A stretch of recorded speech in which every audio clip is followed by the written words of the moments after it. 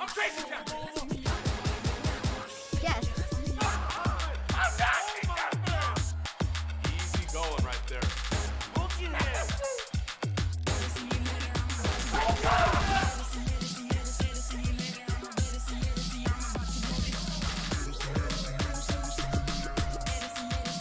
One more to go.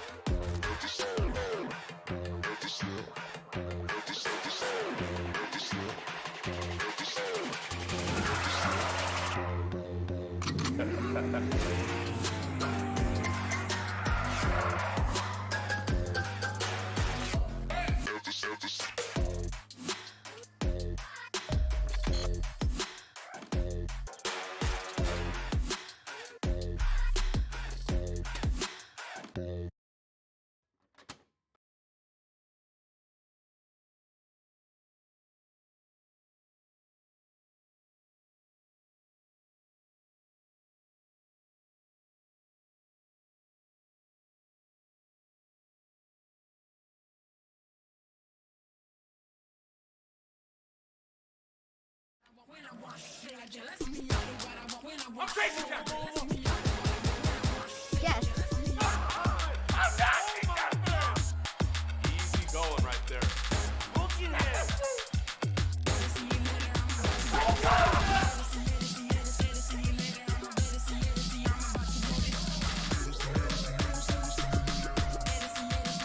One more to go.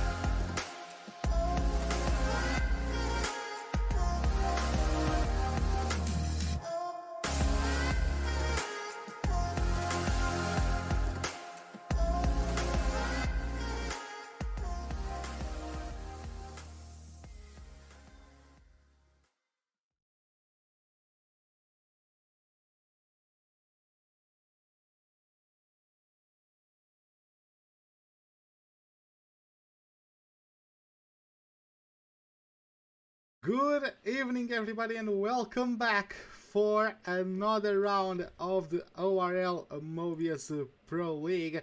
This is Ruben Reisbergmania, and beside me in the commentary booth we have Joana Gaunt Brito. Good evening once again to everyone watching us at home, and what a season it has been. We are closing to wrap things up, but we couldn't get much closer than that. It's only 1 point separating HADDAD and BEREZNAY. HADDAD, who was the man of the moment for the first 4 rounds of the championship, as he got himself a sizable lead in the championship. It was some very dominant performances from the Italian driver, only to have the Hungarian BEREZNAY come back race by race, result after result, and here we are at the last race of the season, 1 point apart. Joana, what do you have to say about that?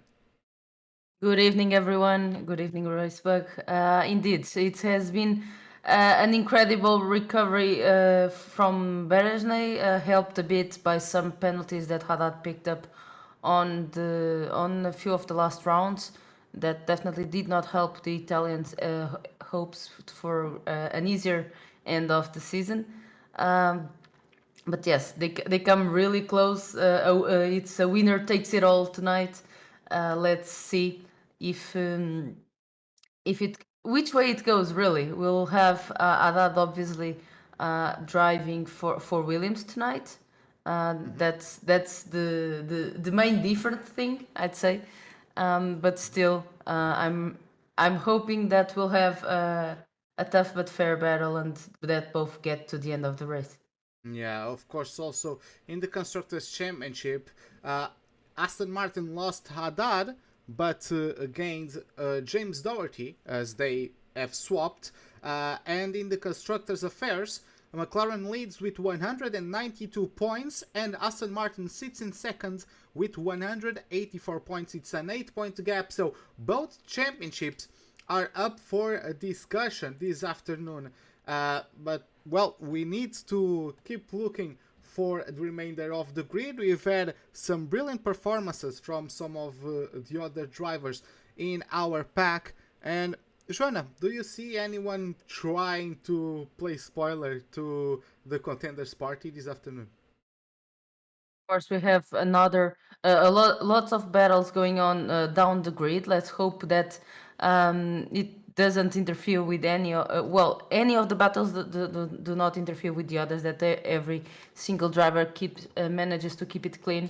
Of course, we'll have an interesting fight for P3 on the championship as well, with Domenico Lovecchi and Sven Zerner fighting for it. Mathematically, I think I'm not sure if they're the only two that can get it or not, but at least those two might be quite close for the P3 in the championship. Bean is in 5th with Oh, sorry. 49 points. Zerner is in 4th with 62. So that is a difference of what? So I have some results 50 missing here. Apologies. is 13. Oh yeah, we do have some result missing from our table, from our calculations. So yeah, those are not up to date. I will check real quick the standings, and yeah, it's in P3 we have Lovecchi with 100 points and Zerner is P4 with 62. So I believe the third place is a lock. For now, you do have Zerner with 62 points, Bean with 56, and Pookie with 52. So the last two places of the top 5 are still up for grabs. We also have in 9th and 10th Dario Iemulo tied with Ben Cesabo, both with 29 points. So that should be an interesting one to follow. Even Shanaka Clay and Alvaro Carreton, P11 and P12, both have 25 points alongside Pablo Armengol, so a three-way tie for P11. Any of these three guys can get into the top 10 with a strong performance today. We've seen all of them having strong races during the season, of course. Otherwise, they wouldn't be fighting for those positions. We get one final round for them to show which of them deserves not the top spot, but the top between the positions they're fighting for in this championship. Yeah, exactly. It's going to be an interesting one to follow. Of course, we are also today racing at the Red Bull Ring, a very high-speed track.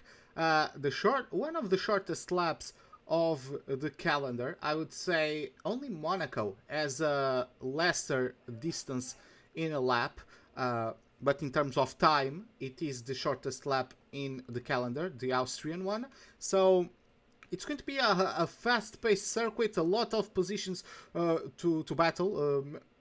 3, I believe, DRS zones, and lots of heavy braking zones where someone can try to be the last of the late breakers and try to get the position on the inside, especially in the opening laps. How much do you think the opening laps will be the major factor in deciding this race? Well, I'd say they'll be a third of the race, strategic-wise. I'd say we'll have quite a fight for a good position in the first laps, and the guy in P1 trying to get away to see if he can get away off the DRS range for relating to P2. But the thing is, even if he does with the toe, the guy behind will probably try and get back. Then we'll see if they keep changing positions, if they just wait and leave it all to the last laps, as we've had in a few couple of races so far. And of course, the timing of the pit stops. If not, if there isn't any safety cars in this race, might play a crucial part as well. Yeah. So we're going to be very interested to see, of course, the strategy in terms of the tires as well is due to be an interesting one, because there can be safety cars. We have a lot of runoff area, but at such high speeds, slight contact, if you lose the car, you are going at a really high speed and you are probably only stopping at the barriers. So a safety car is never out of the options here at Austria.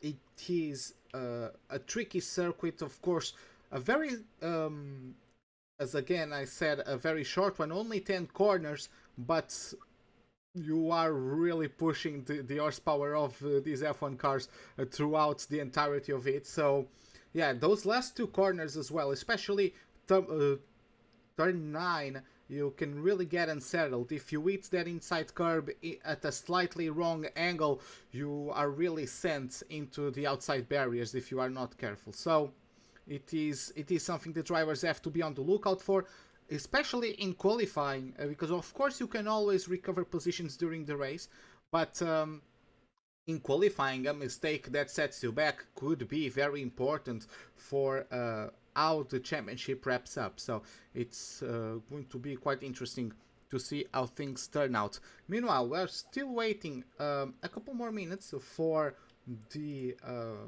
lobby to get underway. I believe there are a couple drivers who are having a little bit of a delay. So we're going Our to soon championship be able. contenders leaving it to the last possible moment. Yeah, our championship contenders are not yet in the lobby. Haddad's just joined, so we are really waiting for BEREZNAY, who is the last driver for us to start this qualifying session. Then, of course, as a reminder to all of you, after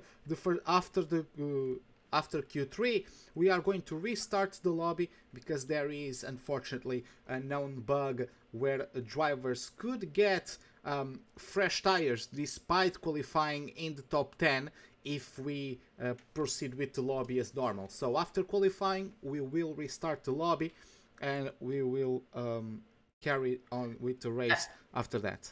I'm blaming you for that. We have a race bug. Oh, okay. I guess I deserve that one. Well, Joanna, any bets for us today? Nah, I'm not going down that lane. Anything I No? say can and will be used against me. Okay. Okay. So are you? Who do you think has the best chance? Do you think it's BEREZNAY or Haddad? BEREZNAY is in the lead, so. I mean, if we consider that Haddad has one less point than BEREZNAY, of course the risk is all on the Williams driver, because if they both crash out, the McLaren driver wins the championship. So he'll need to get a better position. He'll need to be slightly more careful than the McLaren driver, and I think that's actually the first time in this championship that he'll be in that position. So hopefully nothing wrong happens and we have a very good fight during all these laps. I think it's 36 laps around Austria. So plenty of 3 DRS zones, plenty of overtaking spots. Let's see how much action do we get during this race.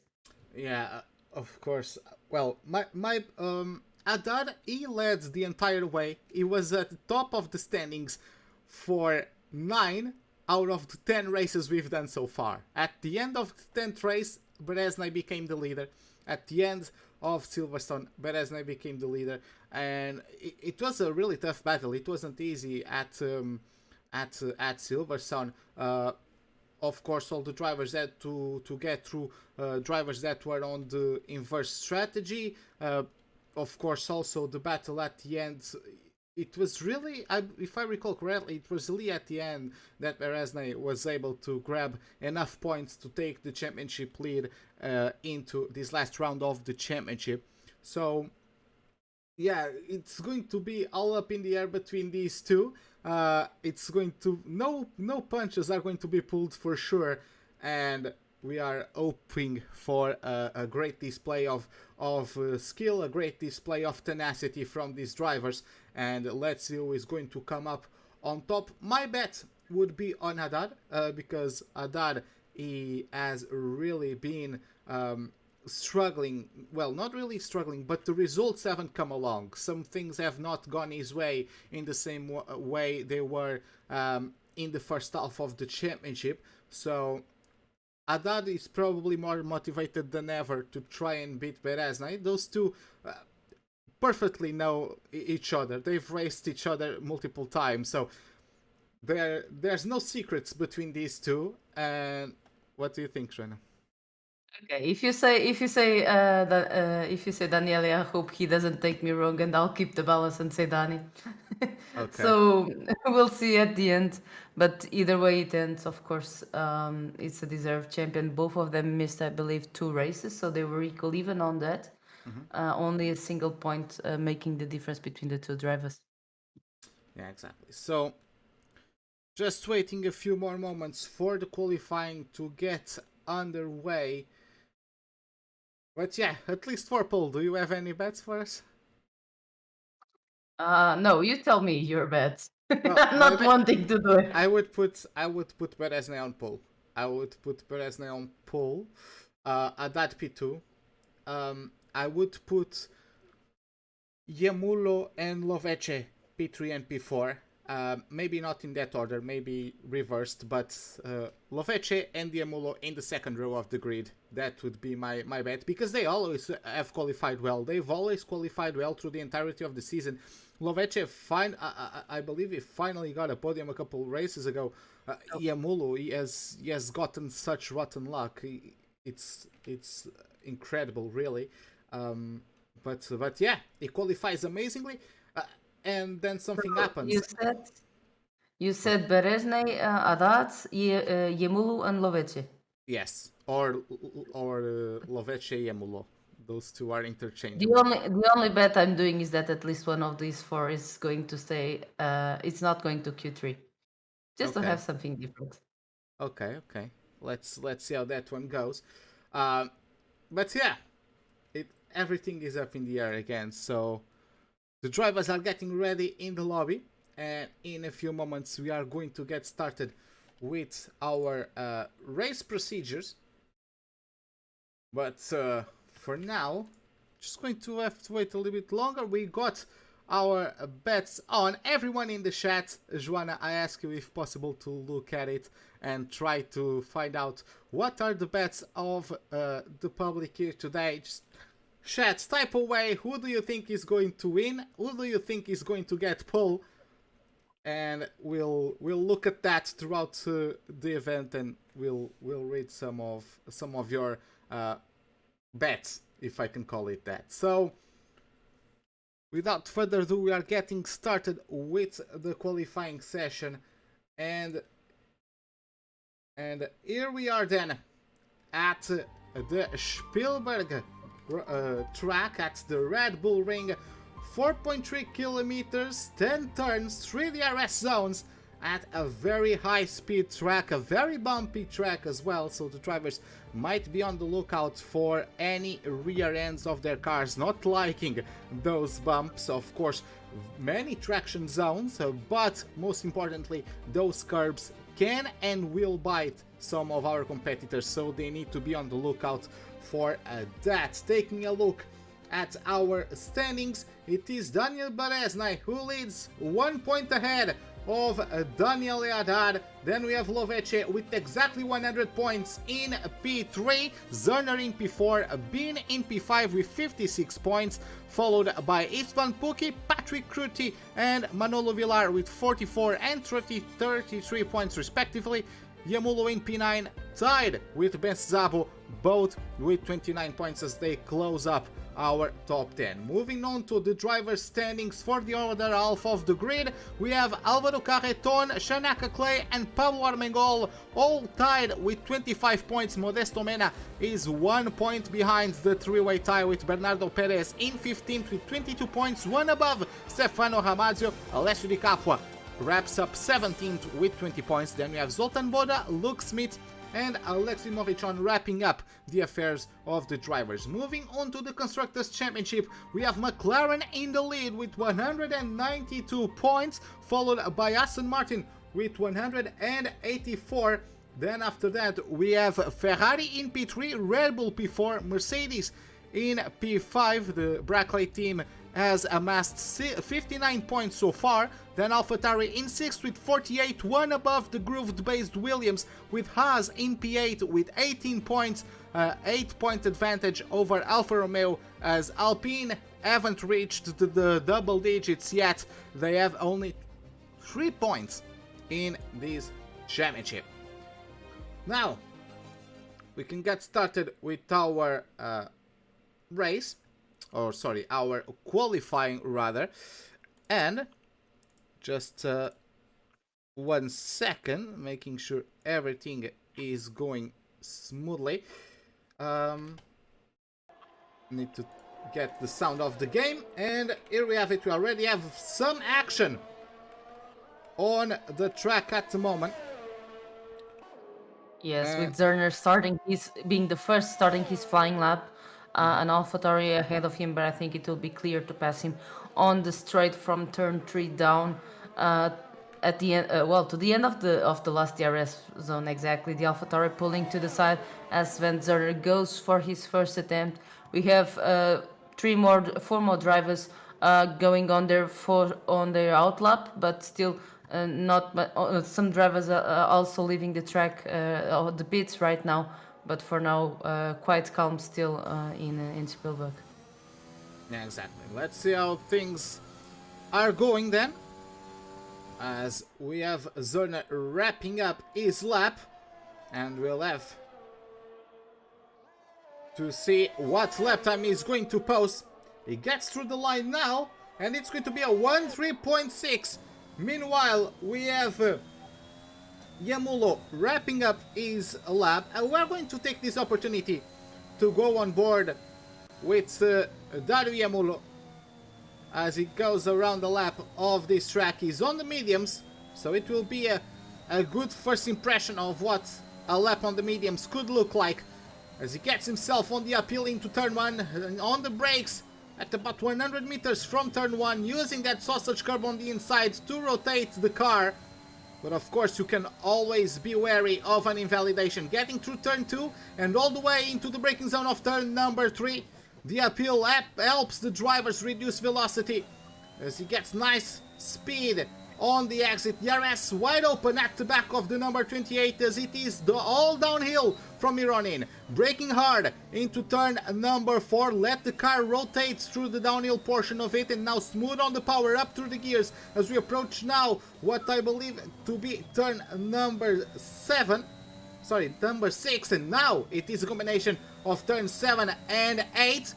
Very smooth as well on the transition there. Those curbs can really send you for a spin, and now utilizing the entire width of the track as you send yourself into turn 9. Repeat the process slightly slower for turn 10, and you wrap up a lap as it is a 1:3.8, and I would say that is a pretty darn good lap comparing to the 3.6 Sven Zerner on the softs. Joanna, that's quite a benchmark for now.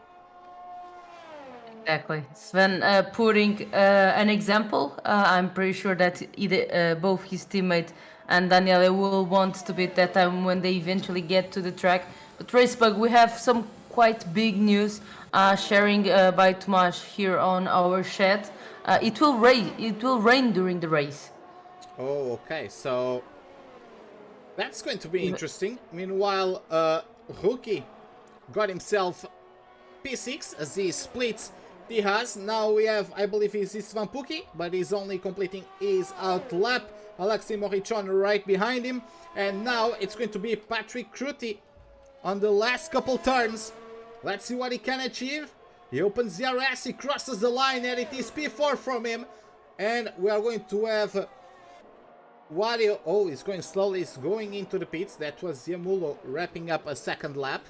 I'm not sure if he managed to improve, but he did complete the second lap. We have Gregory Balati also on a flyer at the moment, but Javier Rodriguez is about to complete his lap. Milan Mayer then on the mediums got himself on pole. Javier Fernandez very close to him as he also wraps up a lap. It's going to be Dovzan in P4 for the time being, as well on his Red Bull. And we have Rookie completing a second lap, a slight improvement for him. Let's see now Istvan Pukki wrapping up his lap, and he gets himself P5. Sven Zerner and BEREZNAY are completing their out laps, so a driver that is on a flying lap at the moment, Samuel Bean, is also completing his out lap. So who is on a flyer at the moment, Joanna? At least Nardi Paris is on the flying lap, still in the beginning of the second sector, I believe. But I don't think anyone else is. Yeah, well, I believe there are quite a few drivers on flying laps, but I believe Perez and is BEREZNAY. yeah, but they've all started later. So we'll keep up with Nardi Perez, and then we'll jump to the McLarens. But for now, it is the Spaniard approaching the last few turns. The number 88 of the Williams getting through turn 10.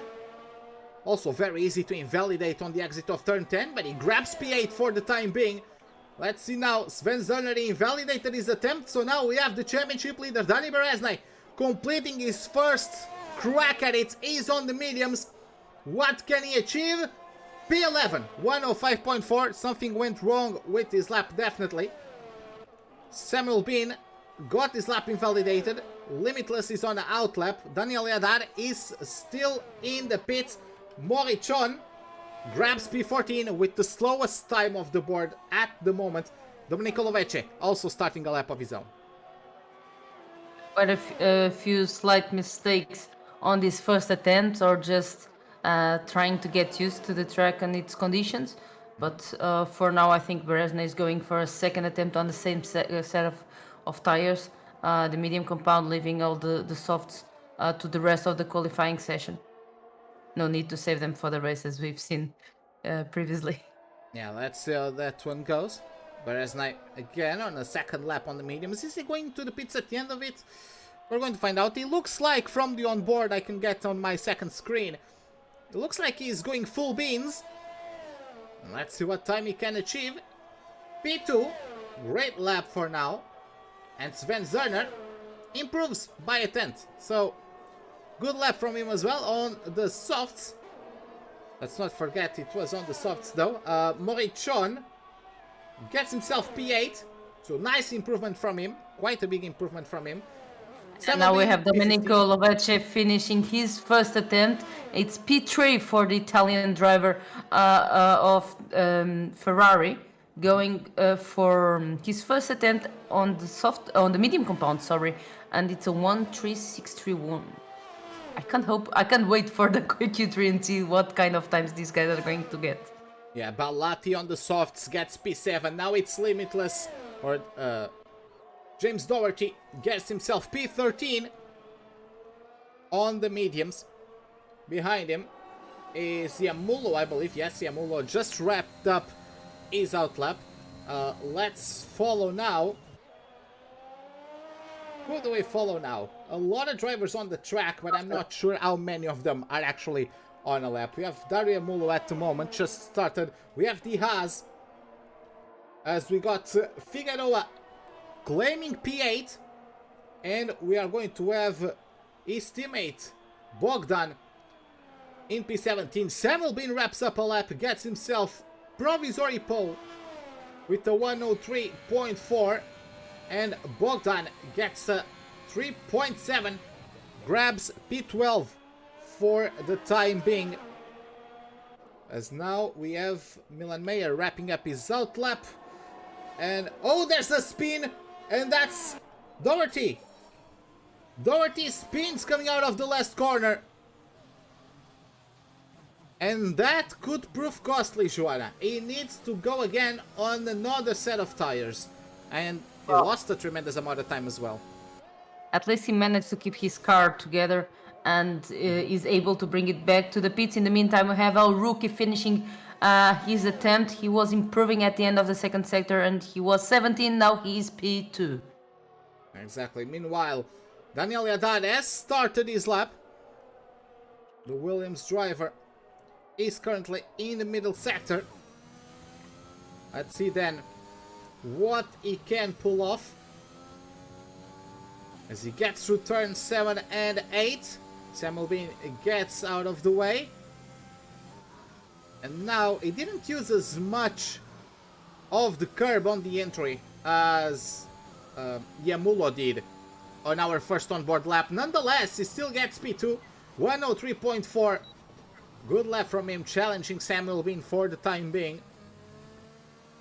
And now we have the next previous, well, we jump from the previous 20th place to the current 20th place. He still has no time on board. Oh. And he has invalidated this one. Yep, he invalidated. So he's going to stay without time for a little bit longer. Danny BEREZNAY gets a 5-place grid penalty. Danny BEREZNAY, apparently for illegal blocking, gets a penalty. And what the hell just happened, Rona? Did you catch any of that? I didn't catch the two cars around him when I looked at the mini-map we got were the two AlphaTauris, so not sure if one of them... Sorry? Exactly. Oh, okay. But neither of them are in a hot lap, so at least not in their first attempt. And I don't think either of them is improving. But then again, that might have something to do with some contact that might have happened. Or then again, we didn't see, so we are not sure what happened. What I'm seeing is that this one Puck is going for another attempt.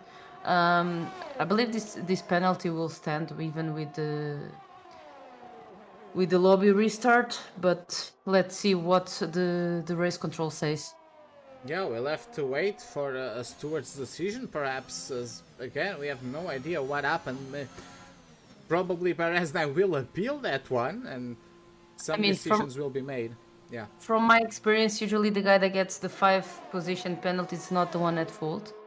But in this case, he might be the one at fault. Yeah, we'll have to wait and see. But this could have huge implications in the championship, as we have Dominic Lovece grabbing the top spot on a set of softs. 103.3 from him for the time being. And looking at Balati, he's the next driver getting through. His teammate pulled off into the pits, Milan Mayer. Let's see what Balati can achieve. Gets through the line on also a set of softs, but he aborted the lap. He went slower. Danny BEREZNAY now gets himself on top spot. A 103.1 for the McLaren driver. And on the softs, he grabs top spot once again. As we have about 3 minutes left in Q1. We now have, is it Bean or Doherty? It's Doherty starting a lap. We have Morichon completing a lap of his own, but I believe he's going for an improvement now on this second attempt. Oh, but he invalidates at the exit of turn number 1.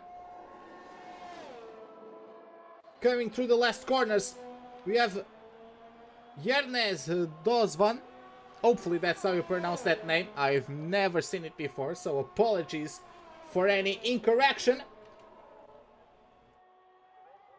And meanwhile, we get Doherty in the middle sector. Zerner is on an out lap. So I believe this is the next driver to post a lap time, unless he gets his attempt nullified. See how that one goes. Gets himself into turn 9 and 10. There's a Red Bull that hopefully is not in the way. Yes, the Red Bull pulls off into the pits. And Limitless grabs P8. So a jump of 10 spots with almost 14th improvement. There is now... In the meantime, we had his teammate invalidating his attempt. We also have Javier Fernandez a little bit ahead on his flying lap, but also invalidated. And then Sven Zerner, who also invalidated out of turn 1. So quite a few invalidations, the drivers giving it their all, but unfortunately not going that well for quite a lot of them. Yeah. Meanwhile, Samuel Bean is going to complete his lap, but it is invalidated. Let's take a look now. That's the thing. There's many drivers on this track at all times, but it's a quite chaotic qualifying, or at least a quite chaotic Q1. Moldovan is going to start his lap. Yamulo in P6 for the time being, just completed his attempt. His teammate is just now starting his attempt. Limitless maintains P8 for the time being, and now Rookie starts a lap of his own. We are going to have Yare Santiago completing his attempt, and he grabs P10, so finally a time on the board. Daniel Haddad is coming through now, but his lap is invalidated. His teammate Perez. Invalidated out of the last lap. Oh, so out of the last corner it got invalidated, so it's P15 for him. And now we have the Mercedes. That is Patrick Rutino. That's his teammate, who I cannot seem to find. That's Javier Fernandez. He gets himself P7 for the time being. Gregory Balati starting his attempt. Then we are going to have Patrick Ruti, and after him we have Yamulo perhaps. Kruti maintains P16, Yamulo is getting through the line, and after that it's going to be Diaz. Yamulo grabs the top 5 spot. It's going to be now Figueroa, maintains P18, and after that it's Bogdan who maintains P13. Yes.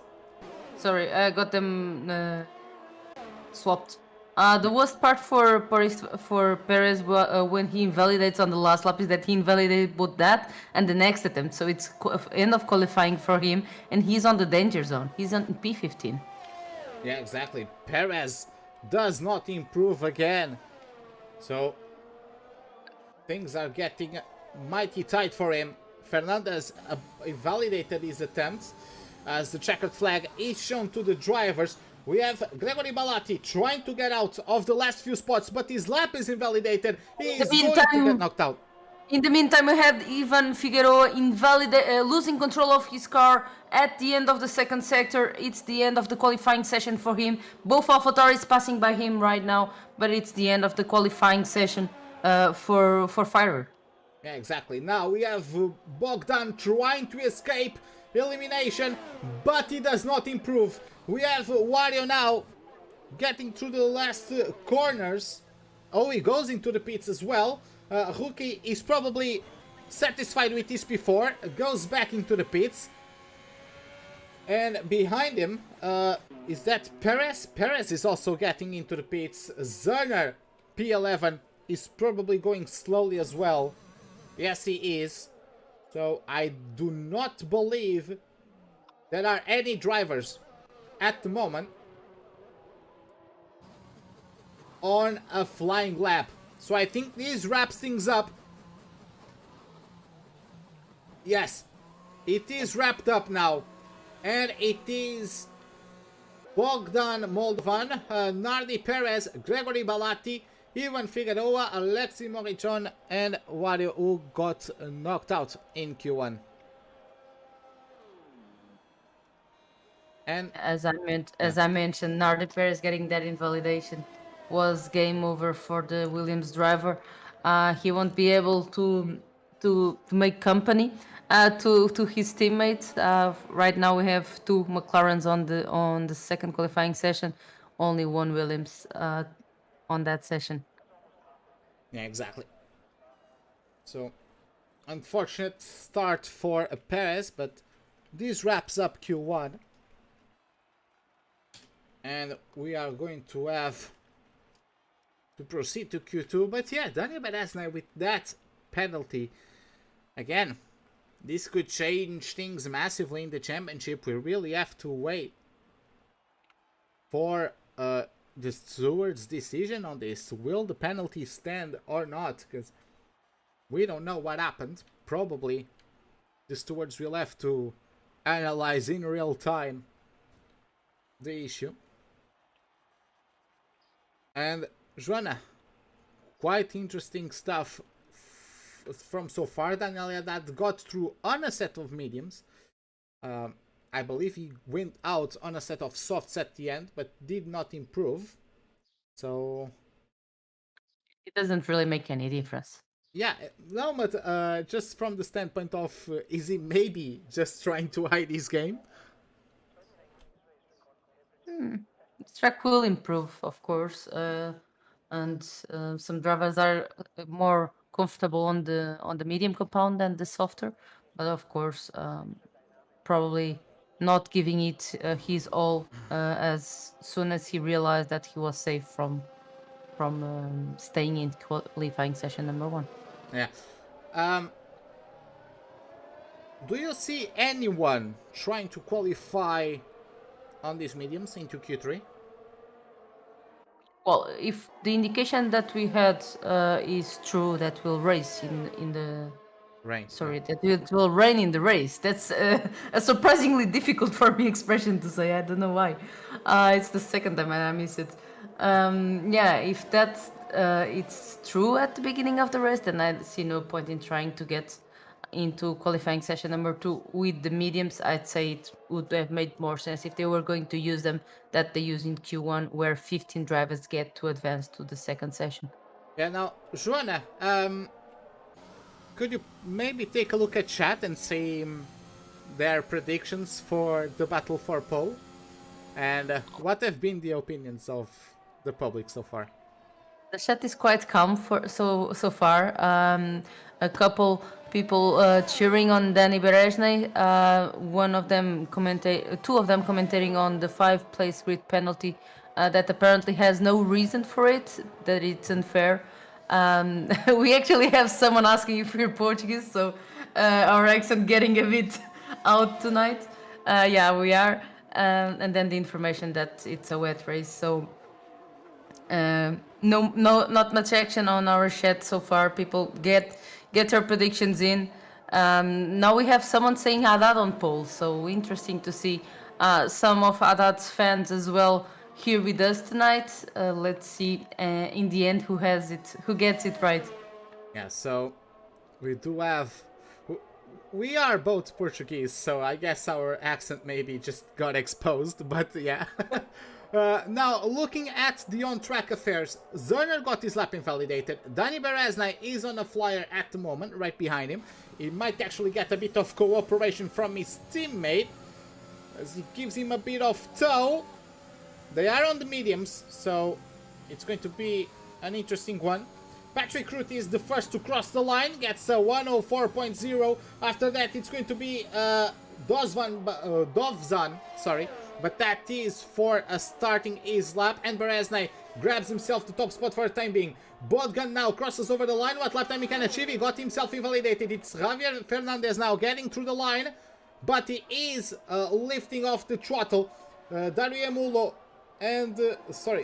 just grabbed P4, and after that, Doherty got his lap invalidated. Samuel Bean also got his lap invalidated. And some drivers are starting to struggle a little bit as the pressure gets turned up early in this Q2. Now Daniel Haddad getting to the end of his lap. He is also on the mediums. This could be a good comparison point between Bereznay's and Haddad's lap times. And he gets himself a 3.482. He gets himself on the top spot. So, Joanna, do you think we can read anything into this? Because Bereznay got a bit of slipstream from Zerner, but Haddad still went a tenth and a half quicker. So, do you think we can look at that and extrapolate anything? I'm not making any. I'm not playing that game tonight, Racebook. Sorry to disappoint you. I think it's going to be real tight till the end. There might have been. Sorry, but Nolan Mayer finding issues. He spins at the exit of turn 9. Fortunately, no damage from the looks of things. Yade Santiago in the third sector now. Yes. Okay, so fresh news to our spectators and to you, I guess. The penalty of Danny Bereznay will be removed. It was considered unfair by the race director, and it's a clear start for the Hungarian driver. Okay, so the penalty will not be considered. So things are on even footing once again. Rookie is about to start his lap. Lovece invalidated on his medium run. Now we have Zerner probably getting back into the pits, just like I believe is Samuel Bean. Sorry, that was Doherty. Samuel Bean is also going slowly, so going back into the pits. Yamulo also back into the pits, so it's Yade Santiago at the moment. It's Santiago and Rookie, the drivers who are on a flying lap. Santiago just nullified his lap, so all eyes on the number 21 of the Ferrari. All eyes on Rookie at the moment. Let's see what he can muster from this first effort. Ooh, a bit squirmy coming out of turn number 4. not exactly ideal power placement for the Spaniard. I believe he is Spaniard. Who? Rookie. We'll have confirmation on that. Yes. At least he drives under the Spanish flag, if I recall correctly. So, Oh, he's actually driving the Italian flag. oh yeah, that's for the Italian. Just got confirmation. Huh. He's Italian. He's Italian. Sorry about that. I honestly, yeah, I got those two mixed up. Nonetheless, things move on. Rookie grabs P8 for the time being. I'm calling him Il Rookie from now on, so I don't get it mistaken. Well, Danny BEREZNAY starting a lap of his own. Let's go on board with him, as there isn't much action on the track at the moment. And Sven Zerner is waiting for him. You can see him just at top of the hill. He's going to give him a bit of slipstream. Down into turn 4. Perhaps. Yes. Very nicely played between these two. And it's not the first time they do it, so... They... The worst part for Haddad is that he doesn't have his teammate to do the same. Yeah, exactly. Perez got knocked out in Q1. But yeah, it's not the first time BEREZNAY and Zerner do such collaboration, so it looks like they practice together to coordinate that. Yeah, I think it's more practice than anything else. I don't think that either of them, at least Danny BEREZNAY, will need the tow to get out of qualifying session number 2. But I think they're practicing it for the last qualifying session. Yep, and he gets top spot 103.2 on the soft tires. And now we have a bit of a rain of lap times as everyone behind him is about to complete their attempts. As we have Patrick Crutty in the last few corners. His teammate is completing an outlap on the mediums. Daria Mulo. And we have Daniel Haddad already on the 3rd sector. He was improving it a bit at the end of the 2nd sector. Manages to keep it together going to the last corner. Still good. Going to the end of the lap and it's P2. He improves almost 2 tenths, but he's just 600ths shy of Danny BEREZNAY. Exactly. Which is quite something considering that he didn't have a tow. Yeah, that is true, but we are saying that on such a high speed track, that tow is making a difference, at least for now. Of course, all chips will be on the table in Q3. But yes, Dominic Lovece at the meantime on a lap of his own. We'll take a look at Sven Zerner as he grabs P5.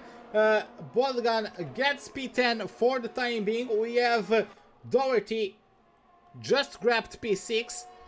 And we have, is that Mayer? Yes, it is Milan Mayer, who just grabbed P3. Yare Santiago just started a lap of his own.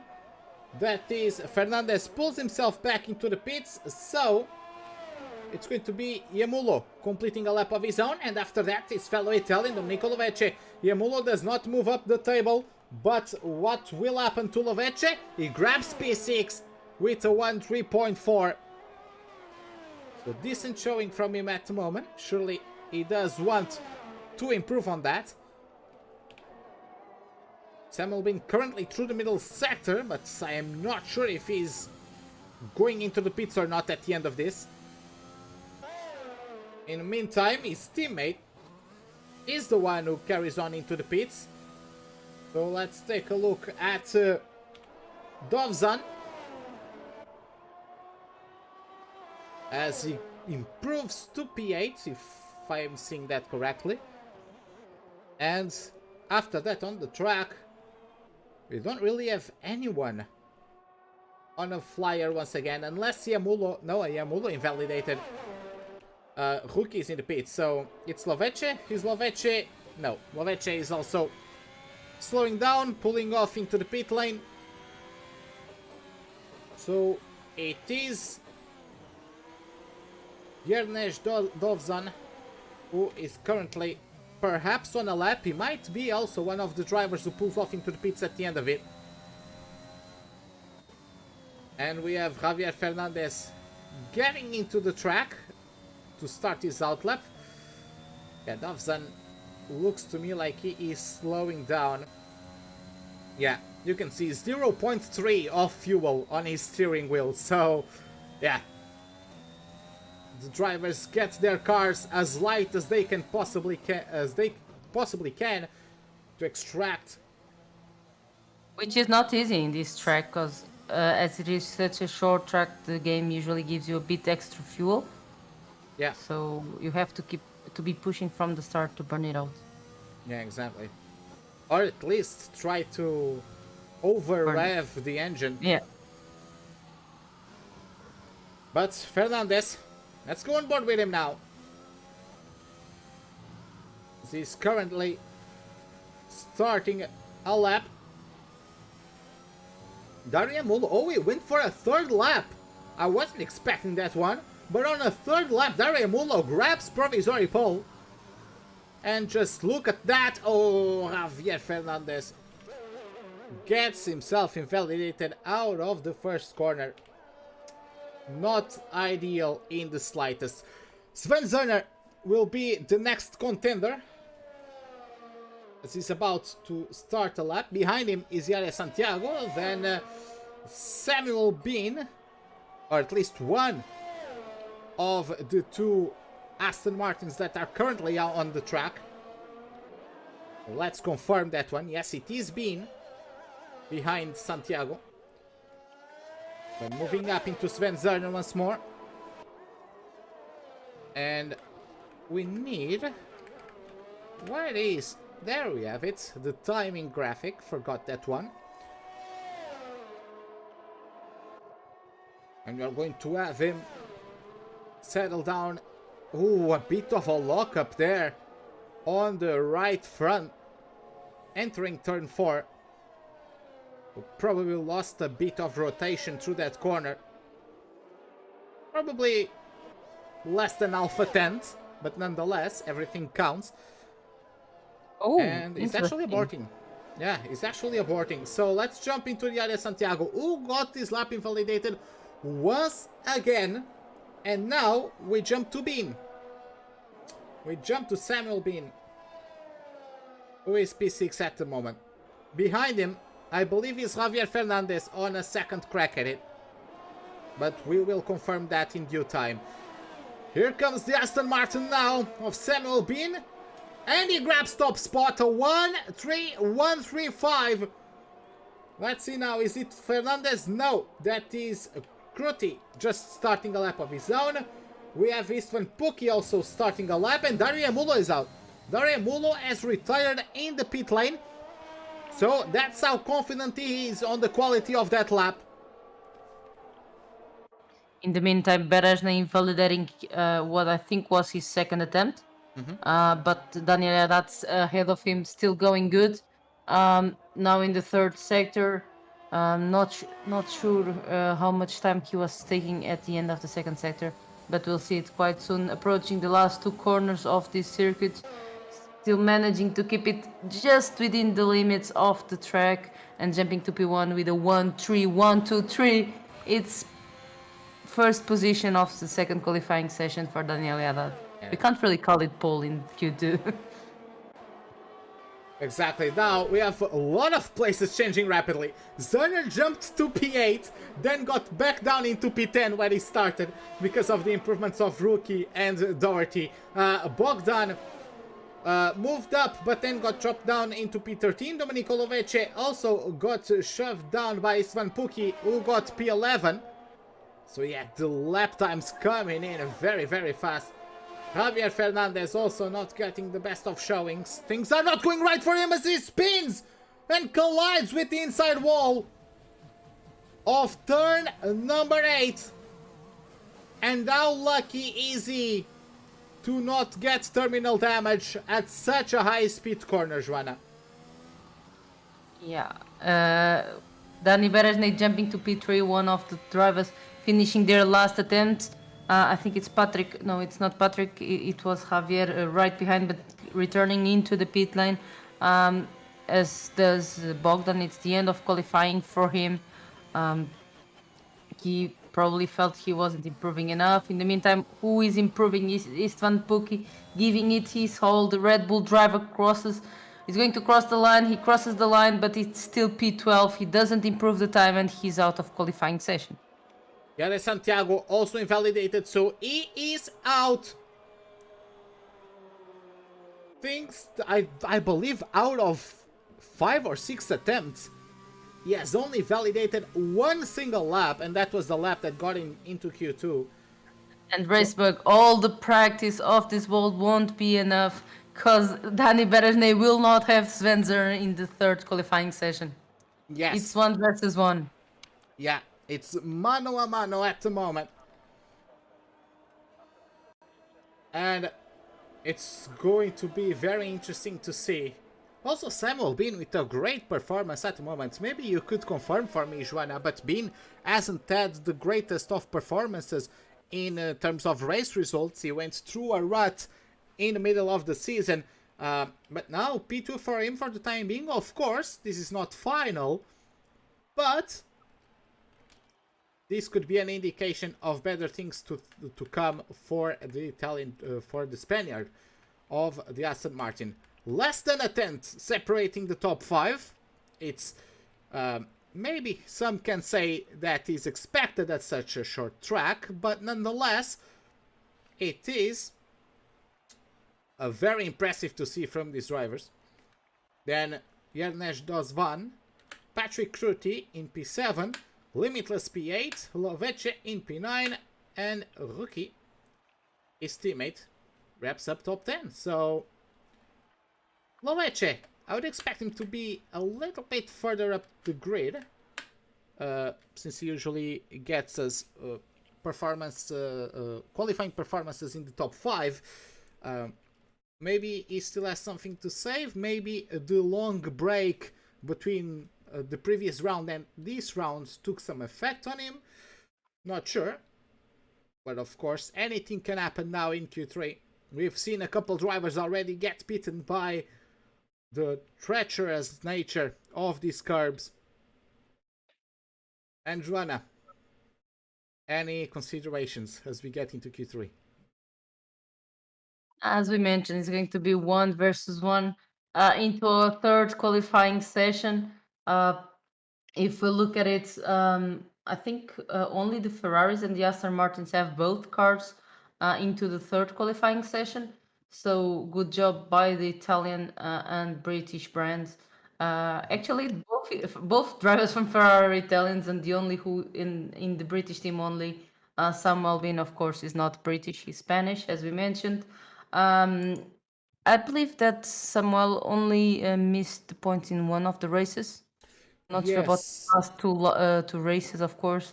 Yes. But he's been quite consistent and looking quite close to podium positions. So it would be a nice way to finish off the season if he manages to get it. He got the points, but he got subpar performances. That was my point, because I recall, for example, at Belgium, he got into an accident and still got points, but lost a tremendous amount of time. He was battling for a podium, or at least a top 5, if I recall correctly.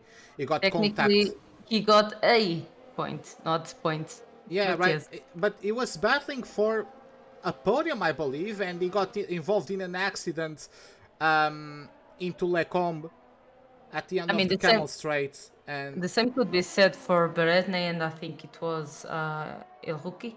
Japan as well was not a good day for Bean. I believe he even retired earlier. Yeah. Not sure if it wasn't connection issues, but he was dead I think he was also in Japan. Yeah, he was also involved in an accident, if I recall correctly. Also, again, more tracks don't come to mind, but the idea that I have is that he has always had something that reduces the amount of points in each race. So he has gotten the points. He has been able to make the best out of bad situations, but I do have the idea, at least, I would have to watch the races, right? But I do have the idea that he finds himself in bad situations a lot. So that was the point I was trying to make. Patrick Cruty, looking back at the track, the pole is in P7 at the moment. Just started his lap.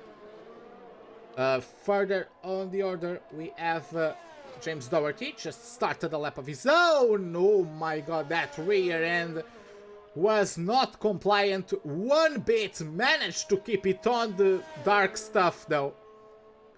Managed to keep it on the track. Samuel Bean is about to complete his outlap, so it's going to be Patrick Cruty to get his lap done.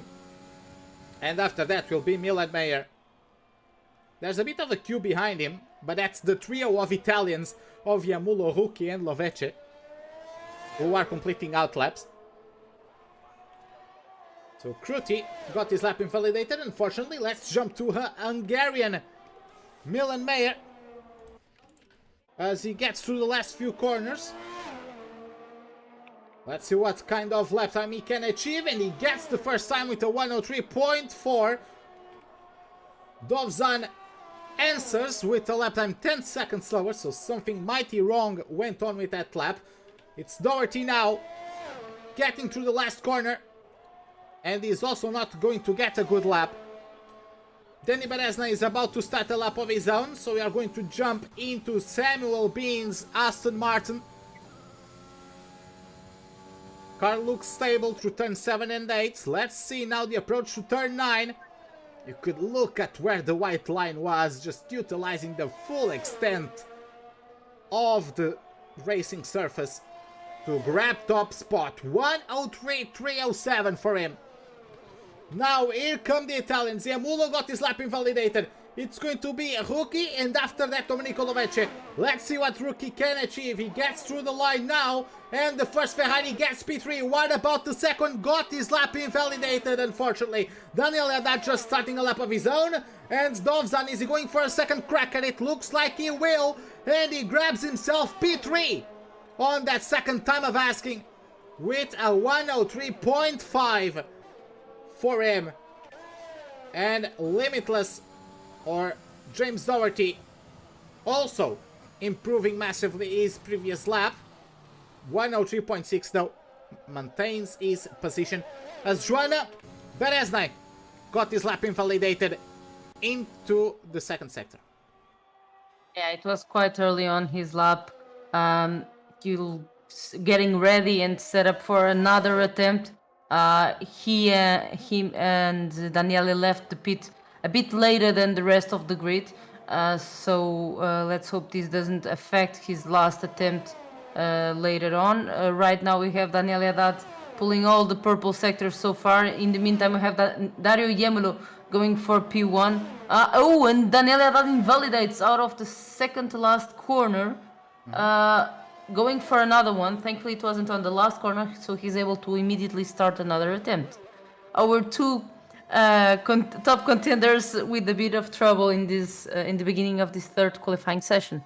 Yeah, meanwhile, Dario Yamulo and Domenico Lovece went on a second time of asking, and they managed to grab P1 and P3 respectively. And You actually got your 4 drivers into Q3, didn't you? Yeah, my bets are still intact, but we'll have to wait until the last attempt for everyone. Then BEREZNAY invalidates this lap once more, out on the exits of the last corner. Patrick Cruty now starting a lap of his own. Behind, is it Haddad? Oh, he's finding the Ferraris, but the Ferraris were aware of the situation. Haddad now is getting through the last couple corners. Let's see how that one goes. As Yamulo is into the pits, Haddad crosses the line, and it is pole for the time being. A 103.0. And I believe, Joanna, this has been the fastest lap time of the entirety of qualifying so far. And it settles a very, very challenging bar to meet for his competition, as the entire remainder of the top 10 is chasing that 103.0. BEREZNAY ran out of fuel, so he's getting back into the pits. Patrick Cruty is going for it. Purple first sector according to the game. Purple sector 2 actually, but we know that sometimes that information isn't trustworthy. Patrick Crutty got squirmy, but managed to save a 3.4 out of that lap. The car did not collaborate though, that was a scary one, but he kept the throttle pinned to the floor and managed to ride that wave home for a 6th place at the moment. Now Haddad goes into the pits, so it's been Being on an out lap, and Patrick, I think, on a second attempt. I'm not sure if Patrick is going all out. He doesn't have the fuel to do so. Unless he wants to limp back into the pits, and I'm not sure if he has time for that, so I'm not sure if he's giving it full beans. He is improving. So maybe only had one set of tires. So let's keep with the pole driver. Going into the pit lane. He Yeah. pulls into the right way too soon for it to be an approach to the second last corner, and gets back into the pits like everyone else. In the meantime, I had Samuel been on his one of the final attempts. I guess he'll have 2 of them. Yeah, Samuel Bean improves in the first sector. Narrowly, but he does improve. Let's take a look now at the combination of corners 7 and 8. He does improve a bit more at the end of sector 2. He could be on his way to get provisory pole. Let's see how that one goes. Getting through the last corner, a bit wide, and he did not save it. Let's see the lap time. It would have been pole for Samuel Bean, but he invalidates it. And I'm not sure if he either has a set of tires or the time to go back into the pits and then back out for a last attempt. Nonetheless, No, but he can Yes. save it on this one and go for another attempt. Use this as a cooldown lap and go for another attempt right afterwards. yeah. He still has time for that. Yeah, he needs to balance how slow he is though, because those tires can lose temperature and he has to balance lots of different things. Probably the fuel isn't helping him, the amount of fuel, so let's see what he opts to do. Milan Mayer, He's not placing off. he's not backing off yet, so he's probably going into the pits, I would say. Milan Mayer just started a lap of his own, and Danny Berezna right behind him. You could see in the background. Yes. Yeah, he's going into the pits. Yeah, he's going into the pits, so he was giving it full power to try and come out of the pit lane on time to still go for another time of asking.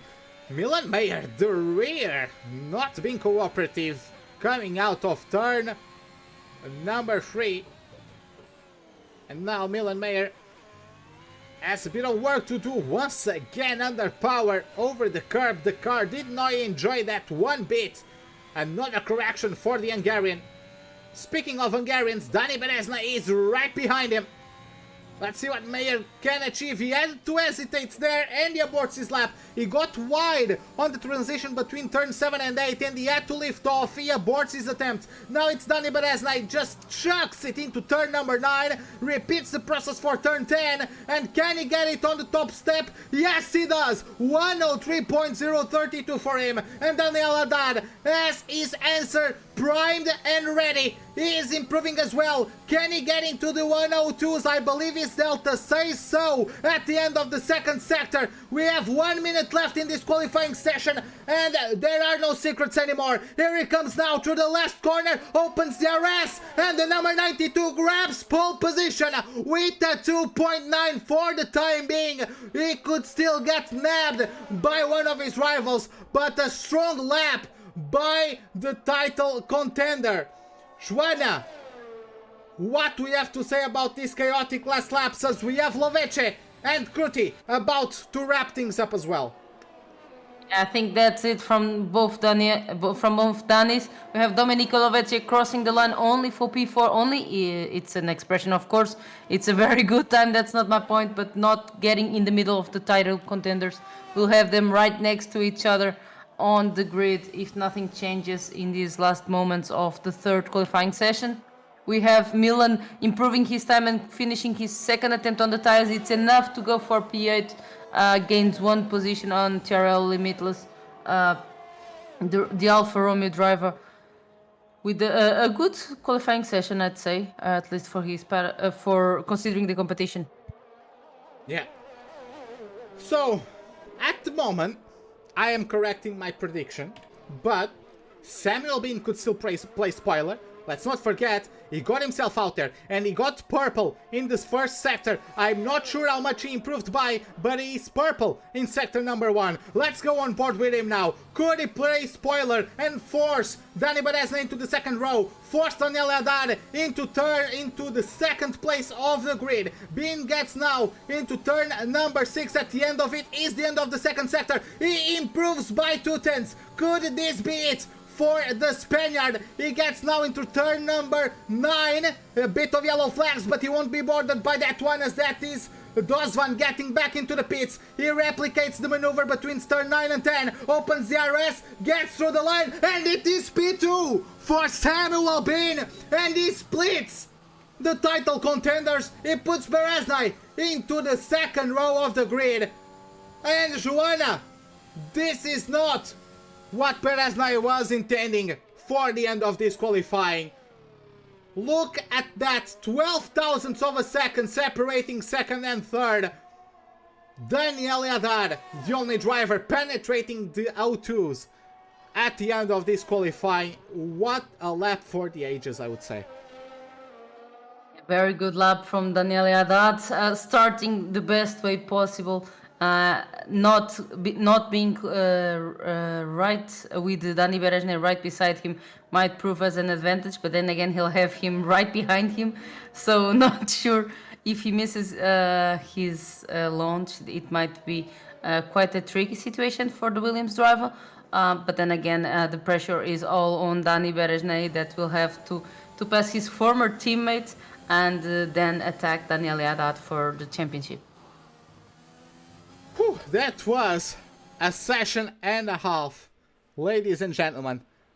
What? I mean, I'll go for a new lobby. Yeah, we are going to restart the lobby. But don't leave your seats, everyone, because look at that. The top 3 under a tent. HADDAD's the only driver to get into the O2s. But BEREZNAY P3, Loveche P4, Bean ruined my prediction, unfortunately. I was having been behind Loveche and Diamulo. Looking at his history, but of course... You told it yourself, he's fast. Yeah, he's fast. He's fast, but and I've raced against him, so I know how fast he is. And I also know that in the middle of the season, he wasn't having the best of luck. He wasn't having the best of performances for his own standards, I would say. Maybe that was not really racing against him, but I'll let that by. What do you mean? Do you remember Canada? I was racing him for a second. Keep dreaming, mate. Keep dreaming. I raced him for 3 seconds. That's fair enough. Maybe it wasn't him, but it was an Aston Martin. So nonetheless, we're going to restart our lobby, and ladies and gentlemen, don't change the YouTube channel. Don't get out of your seats. We'll be back in a moment for the restart of the lobby and for the start of this last Grand Prix of the season.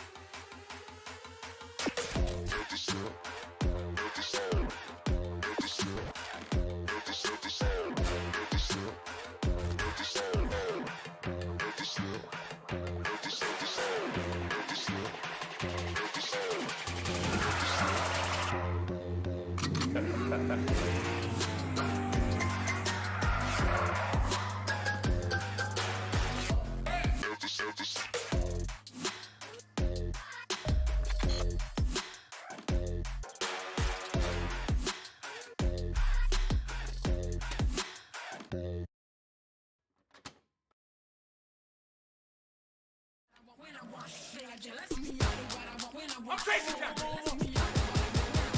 Yes. I'm Nazi champion. Easy going right there. Look at him.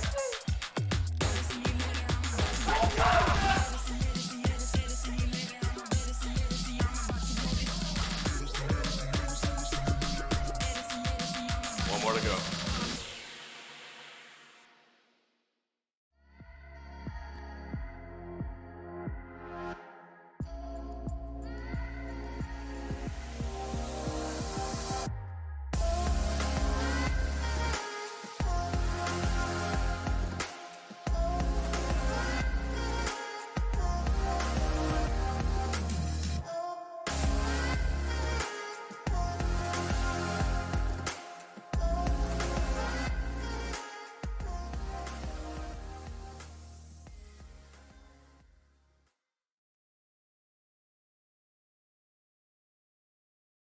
Welcome back to our lobby, to our race lobby, as we got our, well, our pull seater, our Mobiuz EX3410R pull seater, the monitor of champions, and it is HADDAD, the only driver to get into the 102s at the end of qualifying, making sure everything is good in terms of the sound. And it's going to be an intermediate tire start. I can see Daniel HADDAD's garage, and I can see some Pirelli Cinturato greens lying into it, and yeah, going to get started with our formation lap. Everyone is on the intermediates, and Joanna, it has all come down to this. 11 races, and a major lead by Daniel HADDAD got reduced race after race after the first 5 races. HADDAD was sitting comfortably. He won the first race in Canada, and BEREZNAY didn't attend that race. And he won the following 4 races. Sorry, the following 3 races. He won 4 in a row, and then at Bahrain, BEREZNAY took it home by a length of what? Was it 32 thousandths of a second, if I recall correctly, separating HADDAD and BEREZNAY at Bahrain. And now it all comes to this, Joanna.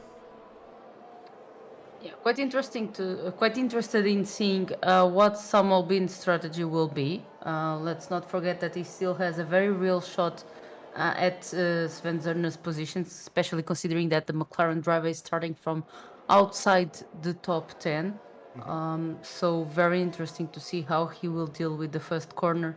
I mean, not sure if it's worth being in the second position, not sure if it's worth attacking Daniele on the first few laps, or just trying to keep up with him and then use DRS for an easy overtake.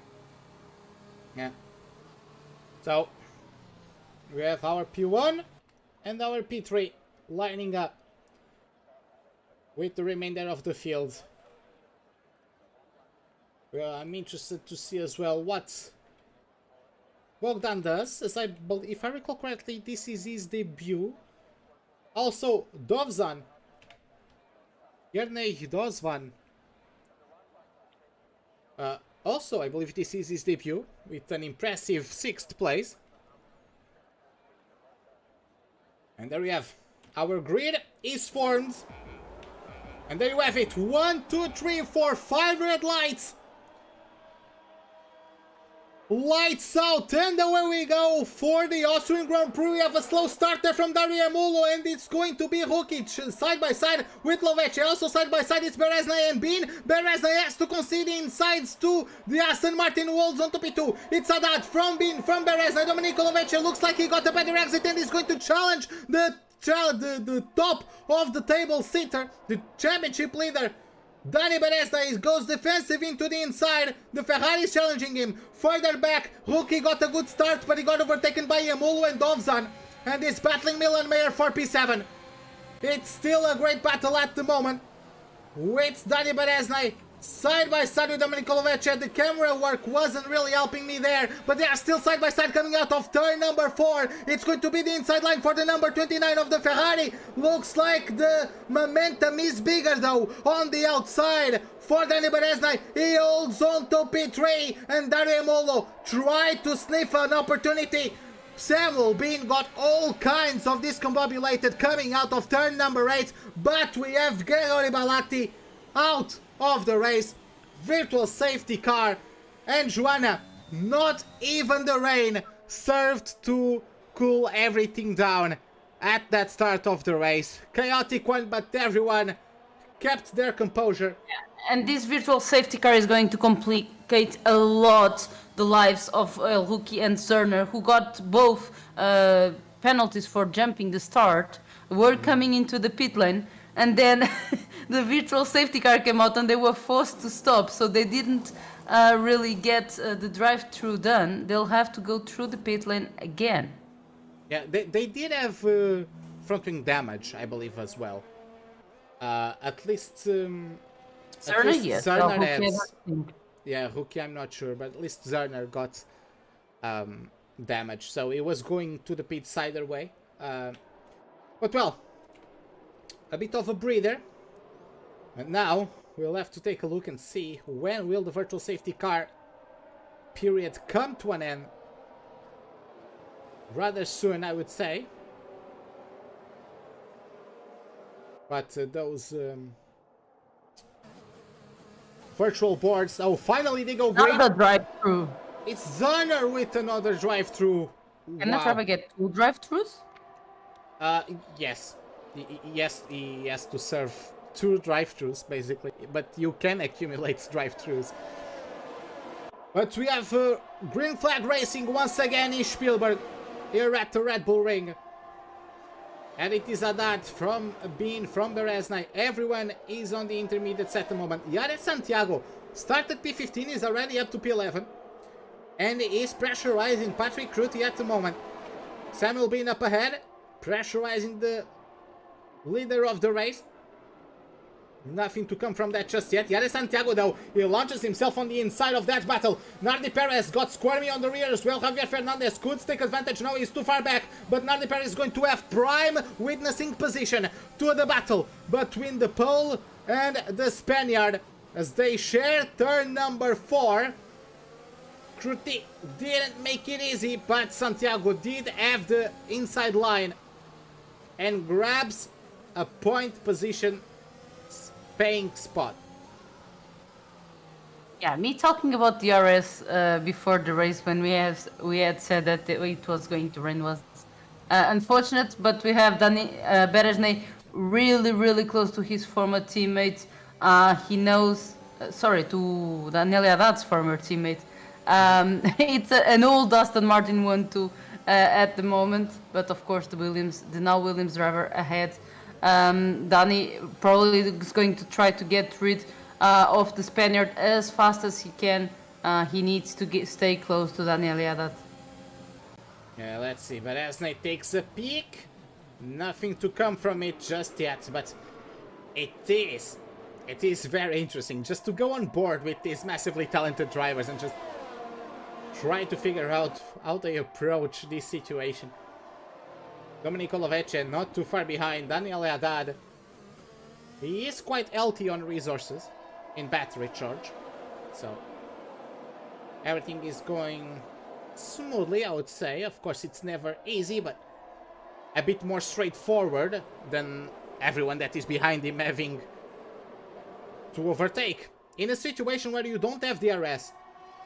So I'm not sure if the rain is going to last the entirety of the race, but the DRS is not available. So I think it is going to be the whole race. yeah, so Joanna, this is going to make things much harder for BEREZNAY. Because if he can't get past Samuel, he needs to wait for a mistake, I would say. It's really his only chance. At the same time, it's easier to make a mistake on the rain than on the driver at this level. So I would say that this chance would be a undercut. Do you agree? That's definitely a chance that he has. But then again, when do you do that undercut? Yeah. And how well does your out lap and in lap goes? That might make a difference, of course. If you take a risk of being the first to stop, but then you've been used to older tires and you go on the newer tires, and you're not quite used to that level of grip. Of course, at this level they're used to everything, but still might prove a slightly disadvantage. It seems like the gaps are opening just slightly. Let's see if they manage to close it on the straights, or if Daniele can breathe a bit. Yeah, so we have Jared Santiago chasing James Doherty for the time being. Nardi Perez also not too far behind in P12. And this one Pookie gets the fastest lap. Jared Santiago with a bit of trouble with putting the power down smoothly. The slippery curb on the exit of turn. Oh, and the double lockup as there is Milan making a mistake. Bogdan trying to capitalize on it. Wasn't really able to. I don't think Limitless was forced to lift off due to that. So things stay the same. Was forced to lift up, I think, was Dani BEREZNAY, as Daniel HADDAD and Samuel Bin were quite close at the exit of turn 3. So it looked for a minute like Samuel might take a pick on Daniele, but all still the same at the moment. That is 6 seconds of penalties for Santiago. So let's take a look. No, wrong button. Let's take a look at the changes of position. And as you can see, Bogdan and Santiago got very good starts. I would say well, of course, they both got everyone really got aided by the pit stops of Rookie and Rookie primarily, because Zerner was in P11 and was behind some of these drivers, was behind Meyer, was behind Bogdan, I believe, as well. Wario disconnects in the pit lane. So that's the end of his race. But jumping back to the front, Samuel Bean is being quite the spoiler to BEREZNAY's intentions. So that one goes at the moment. The number 35 is holding pace against HADDAD. After that, no one is really having much opportunity to overtake. Istvan Pukki is a couple seconds behind because Istvan Pukki got a spin. Oh, and there's yellow flags. Oh no, that was it's Wario. Yeah, it was Wario's car that he retired in the pits, but the AI always takes the car out of the pits and into the first stewarding zone they find. Oh, Samuel Bean also a bit squirmy coming out of turn number 3 there. But yeah, all peaceful for the time being. Istvan Pukki, as I was saying, he had his shadows of misfortune. He spun coming out of turn number 8. But I don't think he damaged his front wing, and he's trying his hardest to still extract something from this race. He has the opportunity to do so because the entire pack ahead of him does not have the RS, therefore they are not pulling away by getting a higher top speed. So they do get whatever pace Daniel Haddad sets, it's the pace of every single driver down to P14. Of course, with Alexis Maricha not very far away, but Daniel keeping the control of the race so far, trying not excessively, but trying to get out of the line to not make the task of Samuel and Dani BEREZNAY any easier, well within his rights, of course. But it seems like Daniel is having a bit of trouble. Well, and as I say this, they gain both him and Samuel gain a bit of time on Dani BEREZNAY out of turn 3. It seemed a bit like they were fighting the limits, but then again, they all are, isn't it? Yeah, exactly. Of course, the conditions make it a bit tricky. Zerner gets the fastest lap. He carries on valiantly. Anything can happen. We can still get the safety car. Let's not forget at the moment I believe Aston Martin would take the championship in terms of the constructors.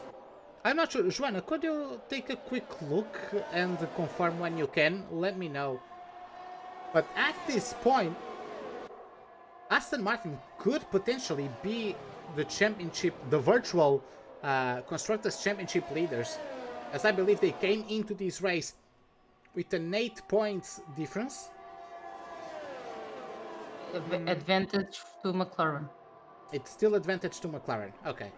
No, Aston Martin had 8 less points, so Samuel Bean is gaining 4 and the TRL 2, so not enough by 2 points if my calculations are right. It's 25-20-18, right? So Bean is gaining... No, 25, 18, 15. Oh yeah, so he's gaining 3 on BEREZNAY, and then Limitless is gaining other 2. So yeah, it would still be... 3 points. Yeah. McLaren is still the champion, the constructor leader by an advantage of 3 points as things stand. And if Sven Zerner, by any fantastic recovery, manages to get back into the top 10, the fastest lap is his at the moment, so that's an extra point for the leaders. Yeah, oh, there was... Whew. That camera wasn't the greatest, but Milan Mayer went sideways a little bit. Not too much, but I could notice that he was steering to the left in a right-hander, which is never a good indication. Nonetheless, Joanna, Bogdan is getting very pressurized by Limitless. He lost contact with the driver ahead, and even Milan Mayer lost contact with the top 6. We're on the tires starting to show a bit the difficulties of some drivers. We had a question here as why Haddad is now in the Williams. Haddad signed for the Williams Esports team since the last race and has now changed for this final round for the Williams seat. Yeah, he is. I don't know, but I would assume he is contractually obligated to run in a Williams. But there is another 2 Williams drivers. Sorry, what? Unless there's already 2 Williams drivers there, I guess. Yeah, probably. I don't know, but yeah, Haddad Hardy was... Perez almost losing the car out of the last lap. That was a nice rear dance for the other Williams driver. Yeah, but as I was saying, Haddad was previously an Aston Martin esports driver, and he changed teams. He went to the Williams, so that's why he's driving a Williams at the moment. But there's still a chance for James Doherty and Samuel Bean to grab the Constructors' title. Oh, and there you have it. Yare Santiago taking a move on Limitless. He's trying to make things happen. And a bit of wheel banging as they get out of turn number 4. And into turn number 5. Limitless holds his ground. Maintains P9. I mean, let's face it. If Daniel Haddad was still in the Aston Martin, this was definitely Aston's championship to lose at the moment. Yeah, exactly. It would have been a 1-2 for Aston Martin, but... circumstances changed, and now Samuel Bean is doing a great job of still giving his constructor a fighting chance. Limitless, who was until recently driving for the Williams, had to swap with Haddad. Oh, I think he used to be helping the McLaren team, right? What? Limitless. I think he was with the McLaren team. No, he was in a Williams. So... No, not in ORL. Oh, in eSport. in eSport, he was at Renault, at Renault Vitality, once everything was formed, and then he left, and he joined the Alfa Romeo organization. I don't think he was part of any other. Oh, and Yare Santiago getting feisty with Limitless. They are battling it out. Maybe Santiago detecting some weakness in Limitless, in Doherty, in these treacherous conditions, and he's trying to force a mistake, but he's really not able to pull it off. Javier Fernandez. Oh, that's Perez going into the pits. So he jumped them by virtue of making a sharper corner, earlier corner into the pit lane, but he's going to get demoted rapidly. Yes, Yare Santiago is in the wall. Sorry to interrupt you. Yare Santiago loses it. I didn't catch if there was contact with Limitless or not, with Doherty or not, but he lost out completely on his front wing.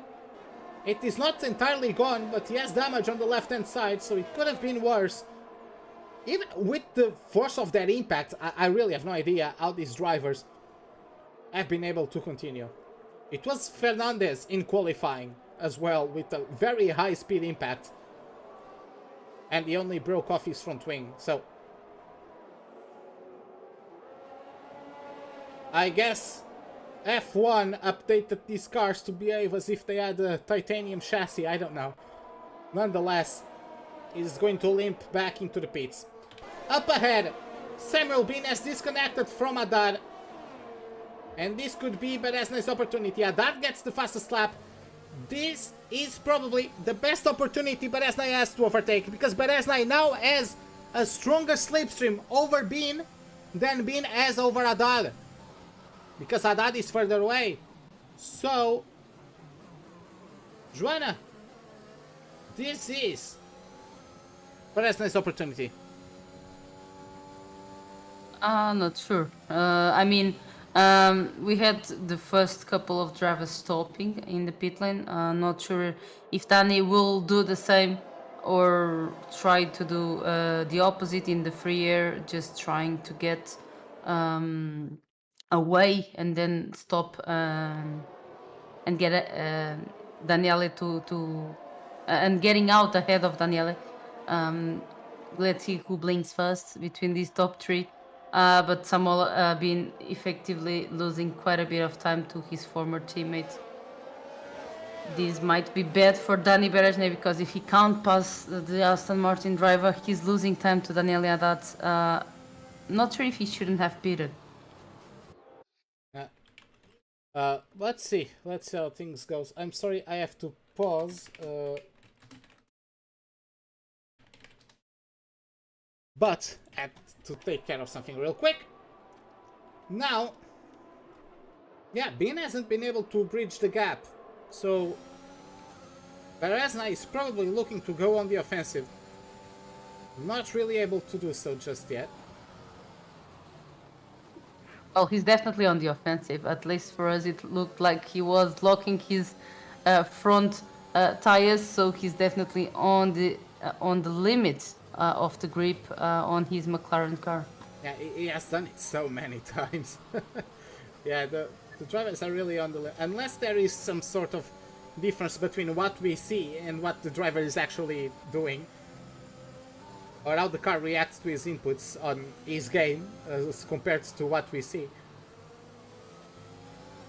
Yeah, they're really giving it all.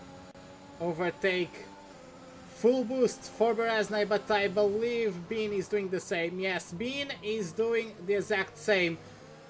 Any mistakes exiting turn 1? No, everyone has his car quite planted. So, nothing to come from this just yet. Further back, no one in a prime position to overtake. Dario Yamulo has also lost a bit of gap to the top 4. Dovzan also lost a bit of connection. And Joanna, this reminds me of those like high mountain stages in cycling, whenever whenever the team that's supposed to be working to put some more pressure, to put a high pace in the peloton, and everyone who isn't just able to keep up slowly drops back. This is what this is reminding me. The leaders are increasing the pressure, increasing the pace a little bit, and everyone who just doesn't keep up is slowly fading away. And pitting. And pitting And as well. pitting. It was interesting to see Dani BEREZNAY kind of faking a pit stop to see if HADDAD would react. None of them eventually ended up stopping, so both out. Let's see where Domenico Lovecchi exits the pit lane and how much clean air he has ahead of him as a reference for the top 3. But the thing is, he has like a second and a half between him and Alexis Morichon, so it might start getting into that very good for Daniel at that time. If he pits first, he probably will get the car between him and Dani BEREZNAY. Yeah, Morichon hasn't pitted yet, so he's on older tires. He's just not having the greatest of days. Istvan Pukki has closed in a little bit of the gap to the drivers ahead of him, so he has made an awesome effort to bridge a bit of the gap. He's still nowhere close contention, and Samuel Bean goes into the pits.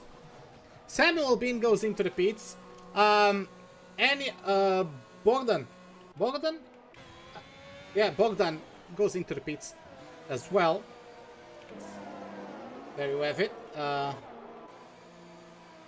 Anybody else in the pits? No. Nobody else in the pits.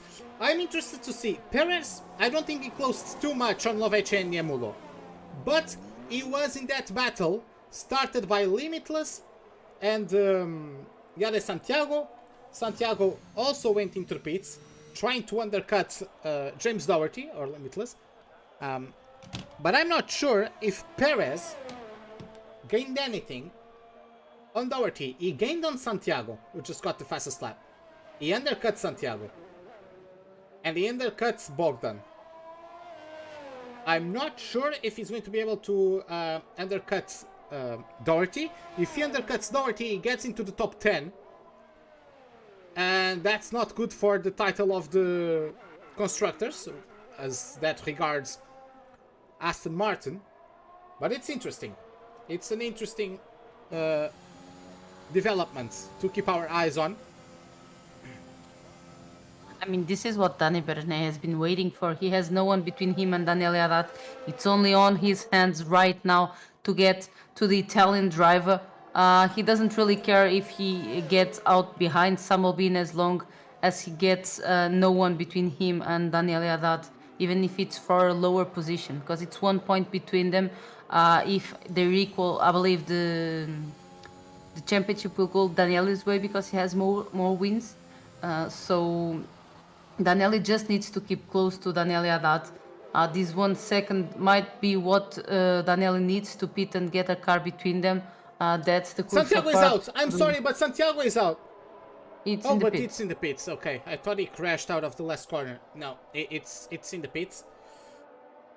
The crucial part for Daniele, as I was saying, is not getting a car between them. Dani Bereznay fakes a pit again. They both still staying out. I'm starting to wonder if they're not going to stop. I think they are required to make a pit stop. No, they're not. In what Well, conditions they are? only if the becomes tire wear is dry. too much, because by rule, when it rains, you don't have to stop. This is interesting. Quite interesting.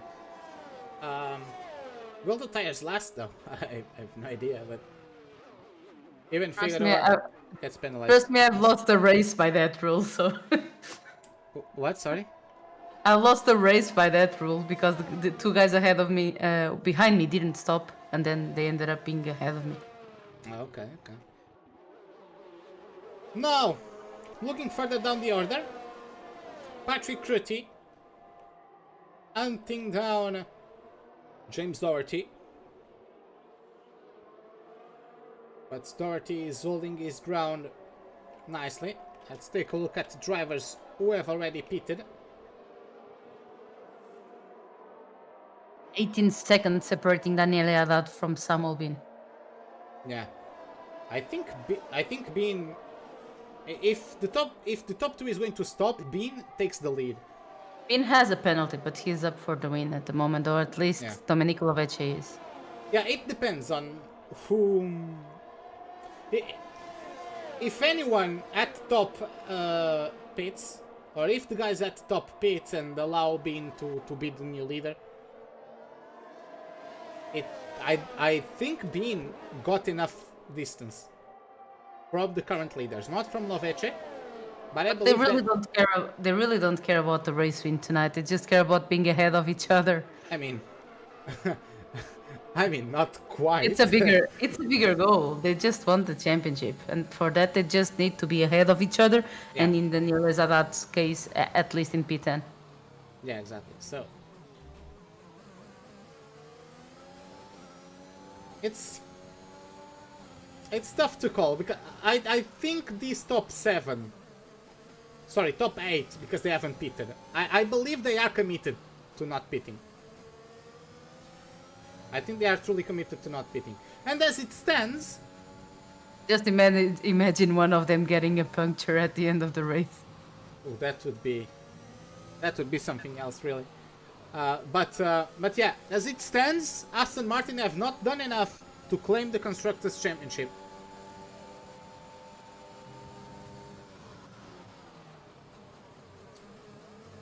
Oh, and Figueroa pits. Bereznay quite closer to Daniel Haddad at the moment.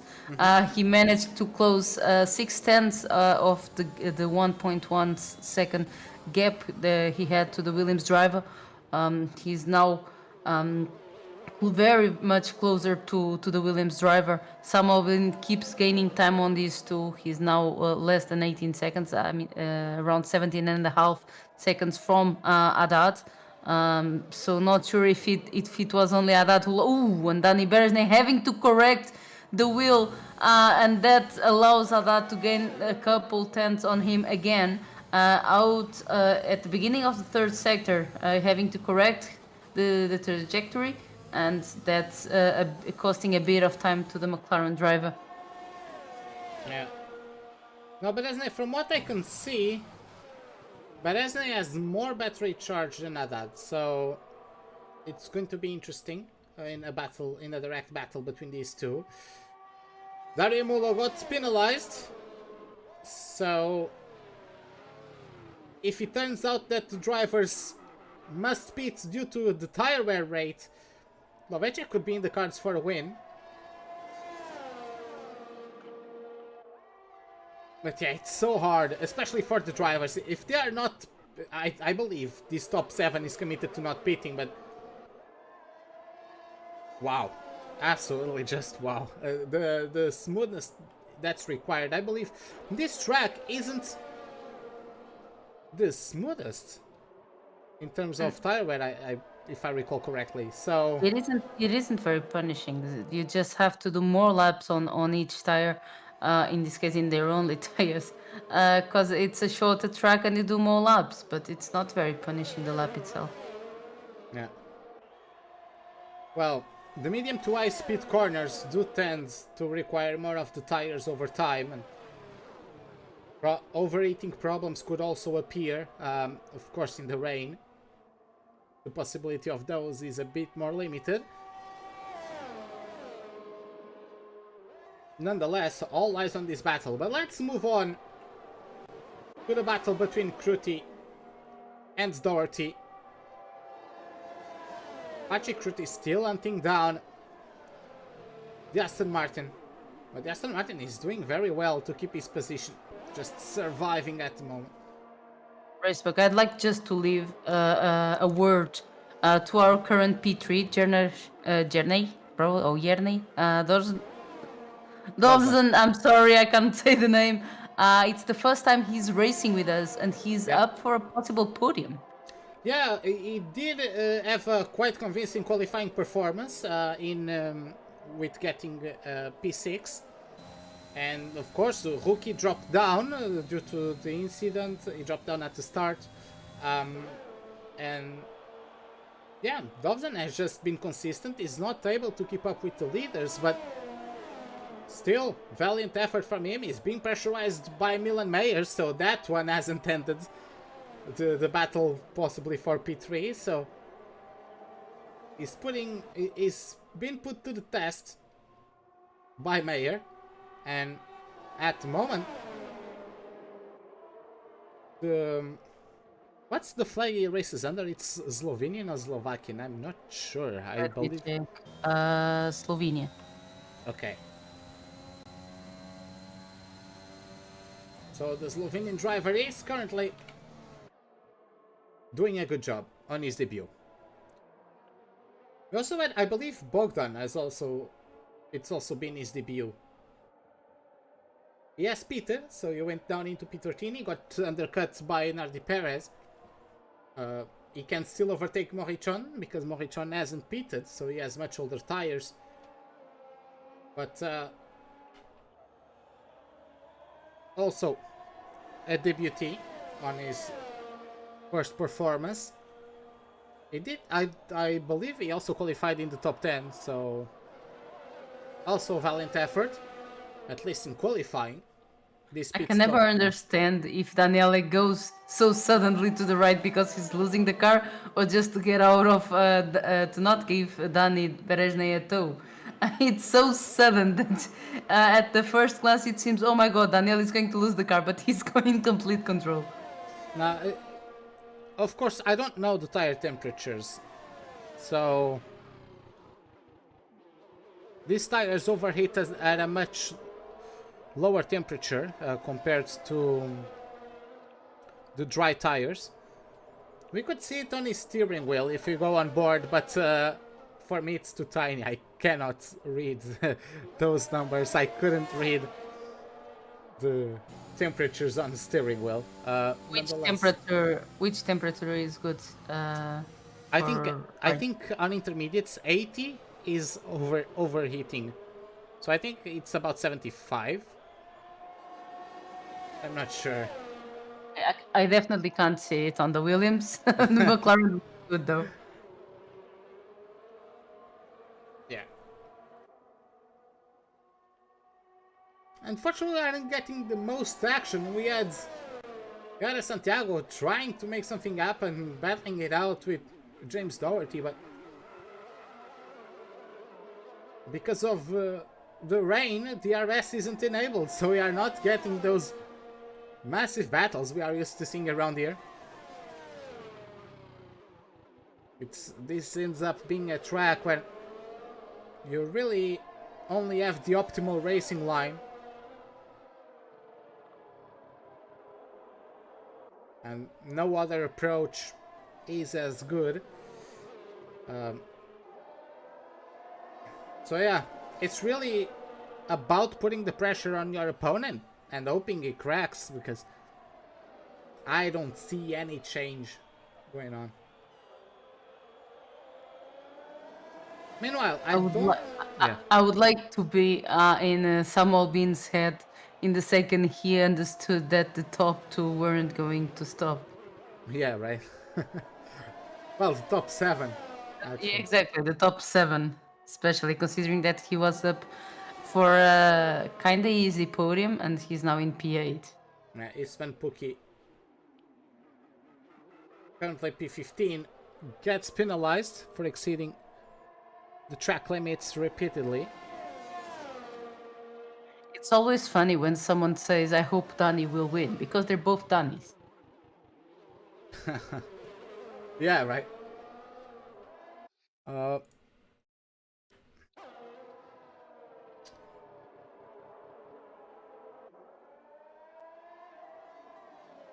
So, Joan, I'll need you to commentate for a little bit because I have something to do. So, yeah. leaving me on the tough spot. Okay, we have been seeing in the last few laps BEREZNAY staying quite close to HADDAD, the gap going between 4/10 and 7/10, but still not being able to be consistently really close, really putting the pressure on HADDAD for now, being able to manage the difference to the McLaren driver. It always seems like BEREZNAY breaks a bit later than HADDAD, but then again, we are used. BEREZNAY is famous for his strong braking and sometimes breaking the pedals. I think he has already told us that he broke one of his sets at least. We also have Patrick Curti putting the pressure on Limitless at the moment. Sorry about the screen, guys. But we have Patrick Curti quite close to Limitless, and we have Samuel Bean using his better tires to put some pressure as well on Javier Fernandez. We have Domenico Lovech and Samuel Bean side by side at the end of the second sector. The Aston Martin driver managing to keep up the position, but still they both close to Javier Fernandez. Probably some error from the Spaniard in P7, making Samuel Bean lose a bit of track of time to the Italian driver of the Ferrari, and that making him really close, being able to put real pressure on the Aston Martin driver. The Aston Martin driver seems to be in a bit of a struggle to pass his fellow countryman, although he has much fresher tires. Javier trying to close up on the inside down to turn 3. Samuel Bean trying to go on the inside, no space, and he ends up going wide loses position to Domenico Lovecchi, loses position as well to Dario Yemulu. There's a bit of contact still with the AlphaTauri, but it looks quite ahead as they reach the braking zone. Yeah, a bit of contact again, but Dario Yemulu going up to P9. So what a race, unfortunate race for Samuel Bean, who was up for a podium and is now down to P10, having lost position to two of the drivers who were who did stop as he did. I'm sorry for not being able to show that as Javier Fernandez goes down. Oh, he managed to save it. I don't know how, but he managed to save it. But I'm sorry, I had the massivest glitch ever. I was pressing 9th place, but the camera wasn't changing from BEREZNAY. I have no idea why. The weirdest thing ever happened to me. But Interesting enough, Dani BEREZNAY now has his teammate between him and Daniel Haddad. But he's ghosted. I think he has disconnected. No, it's because he's left. Oh, okay. I think. Okay. Yeah, the gap has been maintained, but look at the pace. It's about, what, 5 laps since I last checked the gap between Dovzan and the top 2. And Dovzan and Milan Mayer lost 4 seconds to the top 2. They've really been the target, the benchmark of this entire season. They've been something else. And it's only fitting that they are so close to each other. I'm not sure how Dunner hasn't gotten any penalty. Yeah, I'm also not sure. Dani BEREZNAY almost losing they are really on the edge. Still going on the throttle, even though the car was turning right when he was turning left. But doing his maximum, he knows has to give it his absolute best if he wants to catch and eventually pass Daniele Haddad. We still have 3 laps to go besides this one to the end of the race. It's the final few laps for both of them. Sven Zerner here in the middle, I'm sure it's not what Dani BEREZNAY would want. But then again, he actually might help without intention if he gets in the same spot as Daniele Haddad. Because it's quite confusing to have a ghost on the same spot of the track as you. Yeah, exactly. So let's see how that gap develops. Zerner could end up helping BEREZNAY in the sense that, despite being ghosted, doesn't Zerner provide slipstream to BEREZNAY? Oh, I think so, but Daniele Haddad was also providing slipstream to Yes, but Zerner is closer to BEREZNAY than Haddad, right? So not anymore. yeah, not anymore. And this is very hard now for Haddad, because he basically has the McLaren sort of blocking his vision, probably. I'm not sure how it works, because I've never been in this situation. When the McLaren is ahead, it blocks a bit the vision. Yeah, so yeah, like this, right? So I think we are seeing what Haddad is seeing, and let's just go on board with him for a bit.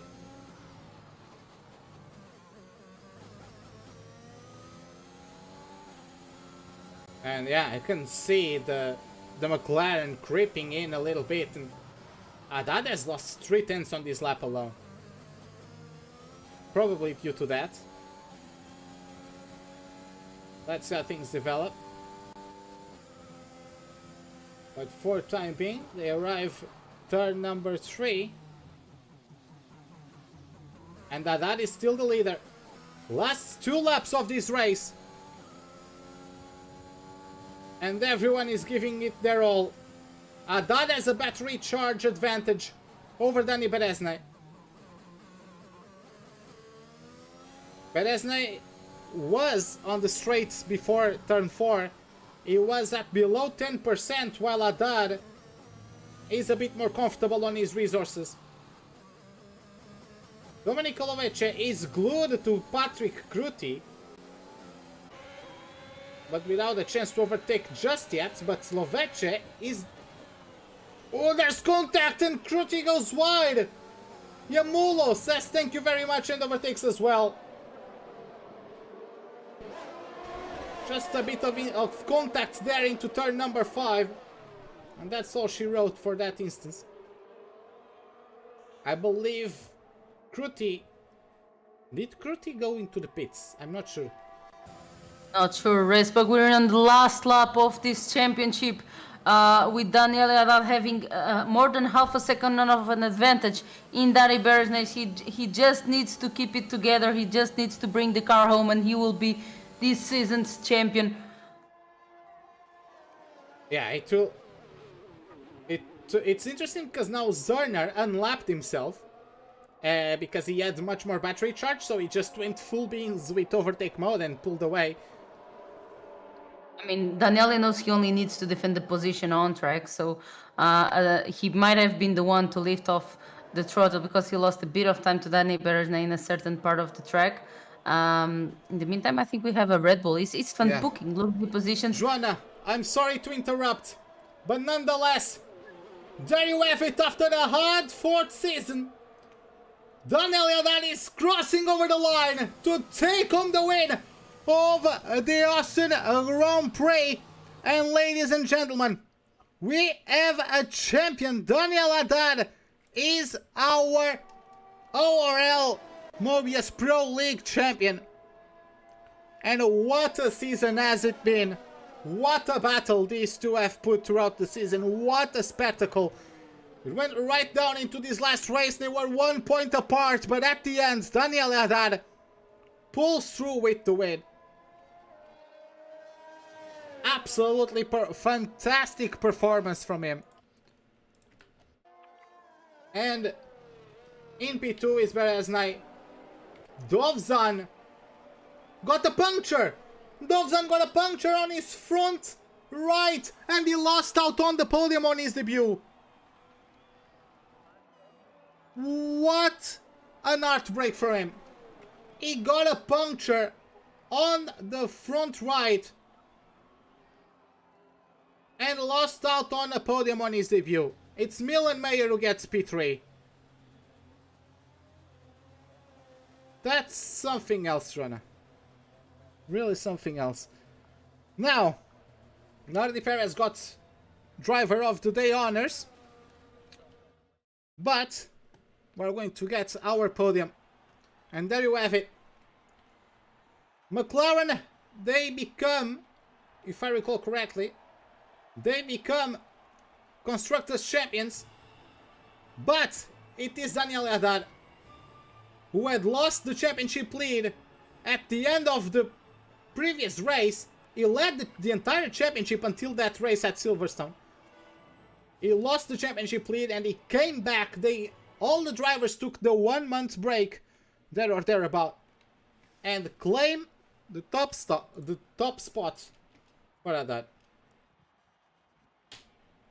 There you have it. Haddad in P1, BEREZNAY P2, Milan Mayer P3, Jernej Dovzan in P4, James Doherty in P5, Dominic Olovic in P6, Patrick Kruti P7, Nardi Perez, our driver of the day, in P8, Yamulo P9, and Samuel being close as the top 10. Then we have Fernandez, Morichon, Figueroa, Ruki, Bogdan, Istvan Puki, Sven Zerner, and then Santiago, Wario, and Gregory. None of them completed this Grand Prix. So, unfortunately,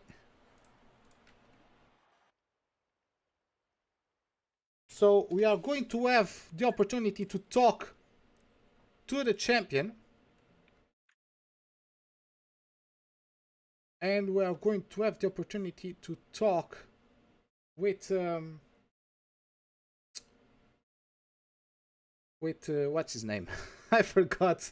With Daniel Haddad. So just waiting for Haddad to drop by. We're going to have a quick question for him.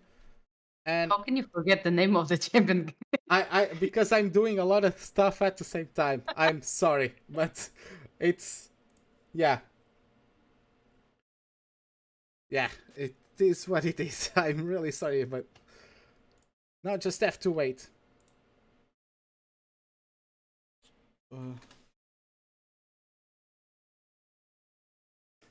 So whenever he is available to speak to us, and there he is. Haddad is here with us today. Unfortunately, I can only speak with one of our pulsators because of other commitments, unfortunately. But yeah, going to start with Haddad. Good evening, Haddad. That was a hard-fought championship, but at the end you came out on top. What do you have to say about this race and about this season? Hello, everybody. I'm very happy, honestly, about today. It was very difficult to keep it calm because Danny was actually very fast behind, and I was trying to extend the gap at some point of the race, but he was able to bring it back. I knew at the beginning of the quali that actually the quali was the main important thing in this race, because I know that starting at the top with Inters would have been an advantage. And actually it has been. I think today that the pace between us two was very similar, and just little details has made the difference. About your season, of course, it was really hard, especially with BEREZNAY getting many points over the course of the season after the first 4 races, which were all won by you. But after that, BEREZNAY found another gear and came back. And yeah, what do you have to say about your rivalry, if I can call it that, and both of your fights during this season? Yeah, obviously I started the season very well, so I had a lot of advantage at the beginning. But as I said, in that point of the season, when you have a rival like Danny, you cannot really know if the season is ended already, or if you have or if you're gonna have a chance, if he's gonna have the chance till the last race. That's what happened at the end. Yeah, during the season it has been a bit of tension. There has been a bit of tension between us, obviously. Yeah, a bit of situation that were a bit complicated, and I'm actually sorry for what happened, because I don't like that kind of things. But probably a bit of tension, a bit of adrenaline at the end of a race, and it brings even good people to do these things. So um, I'm happy to win today. It doesn't change a lot my approach, because obviously I'm happy. But even if I would have lost, to be honest, I would have been happy to be in this fight anyway. So yeah, thanks to you guys, and thanks to Danny for the fight till tonight, and the adrenaline that we brought up tonight as well. Okay, so really unfortunate, but I do have to go. I cannot speak to Danny BEREZNAY, but well, thank you everyone. Congratulations to HADDAD, then I would like to say that. Yeah, I He's know. been very consistent during Yeah. the season, so well done, and thank you for the broadcast. Yeah, thank you for your words. I'm really Thank you, sorry I Danny. cannot get more words from you, but yeah, congratulations on the season. You both of you put up an amazing show as well, of course. So yeah, thank you all for this performance. Now, to everyone at home, thank you so much for dropping by, and of course we'll get news soon about a new season. And of course, Direction is still going to make some decisions on that. But yeah, this is it for this season. Thank you so much for dropping by. This is Ruben Reis Pagmania, and beside me, Joana Gaunt Brito. Thank you so much once again, and until next time, goodbye.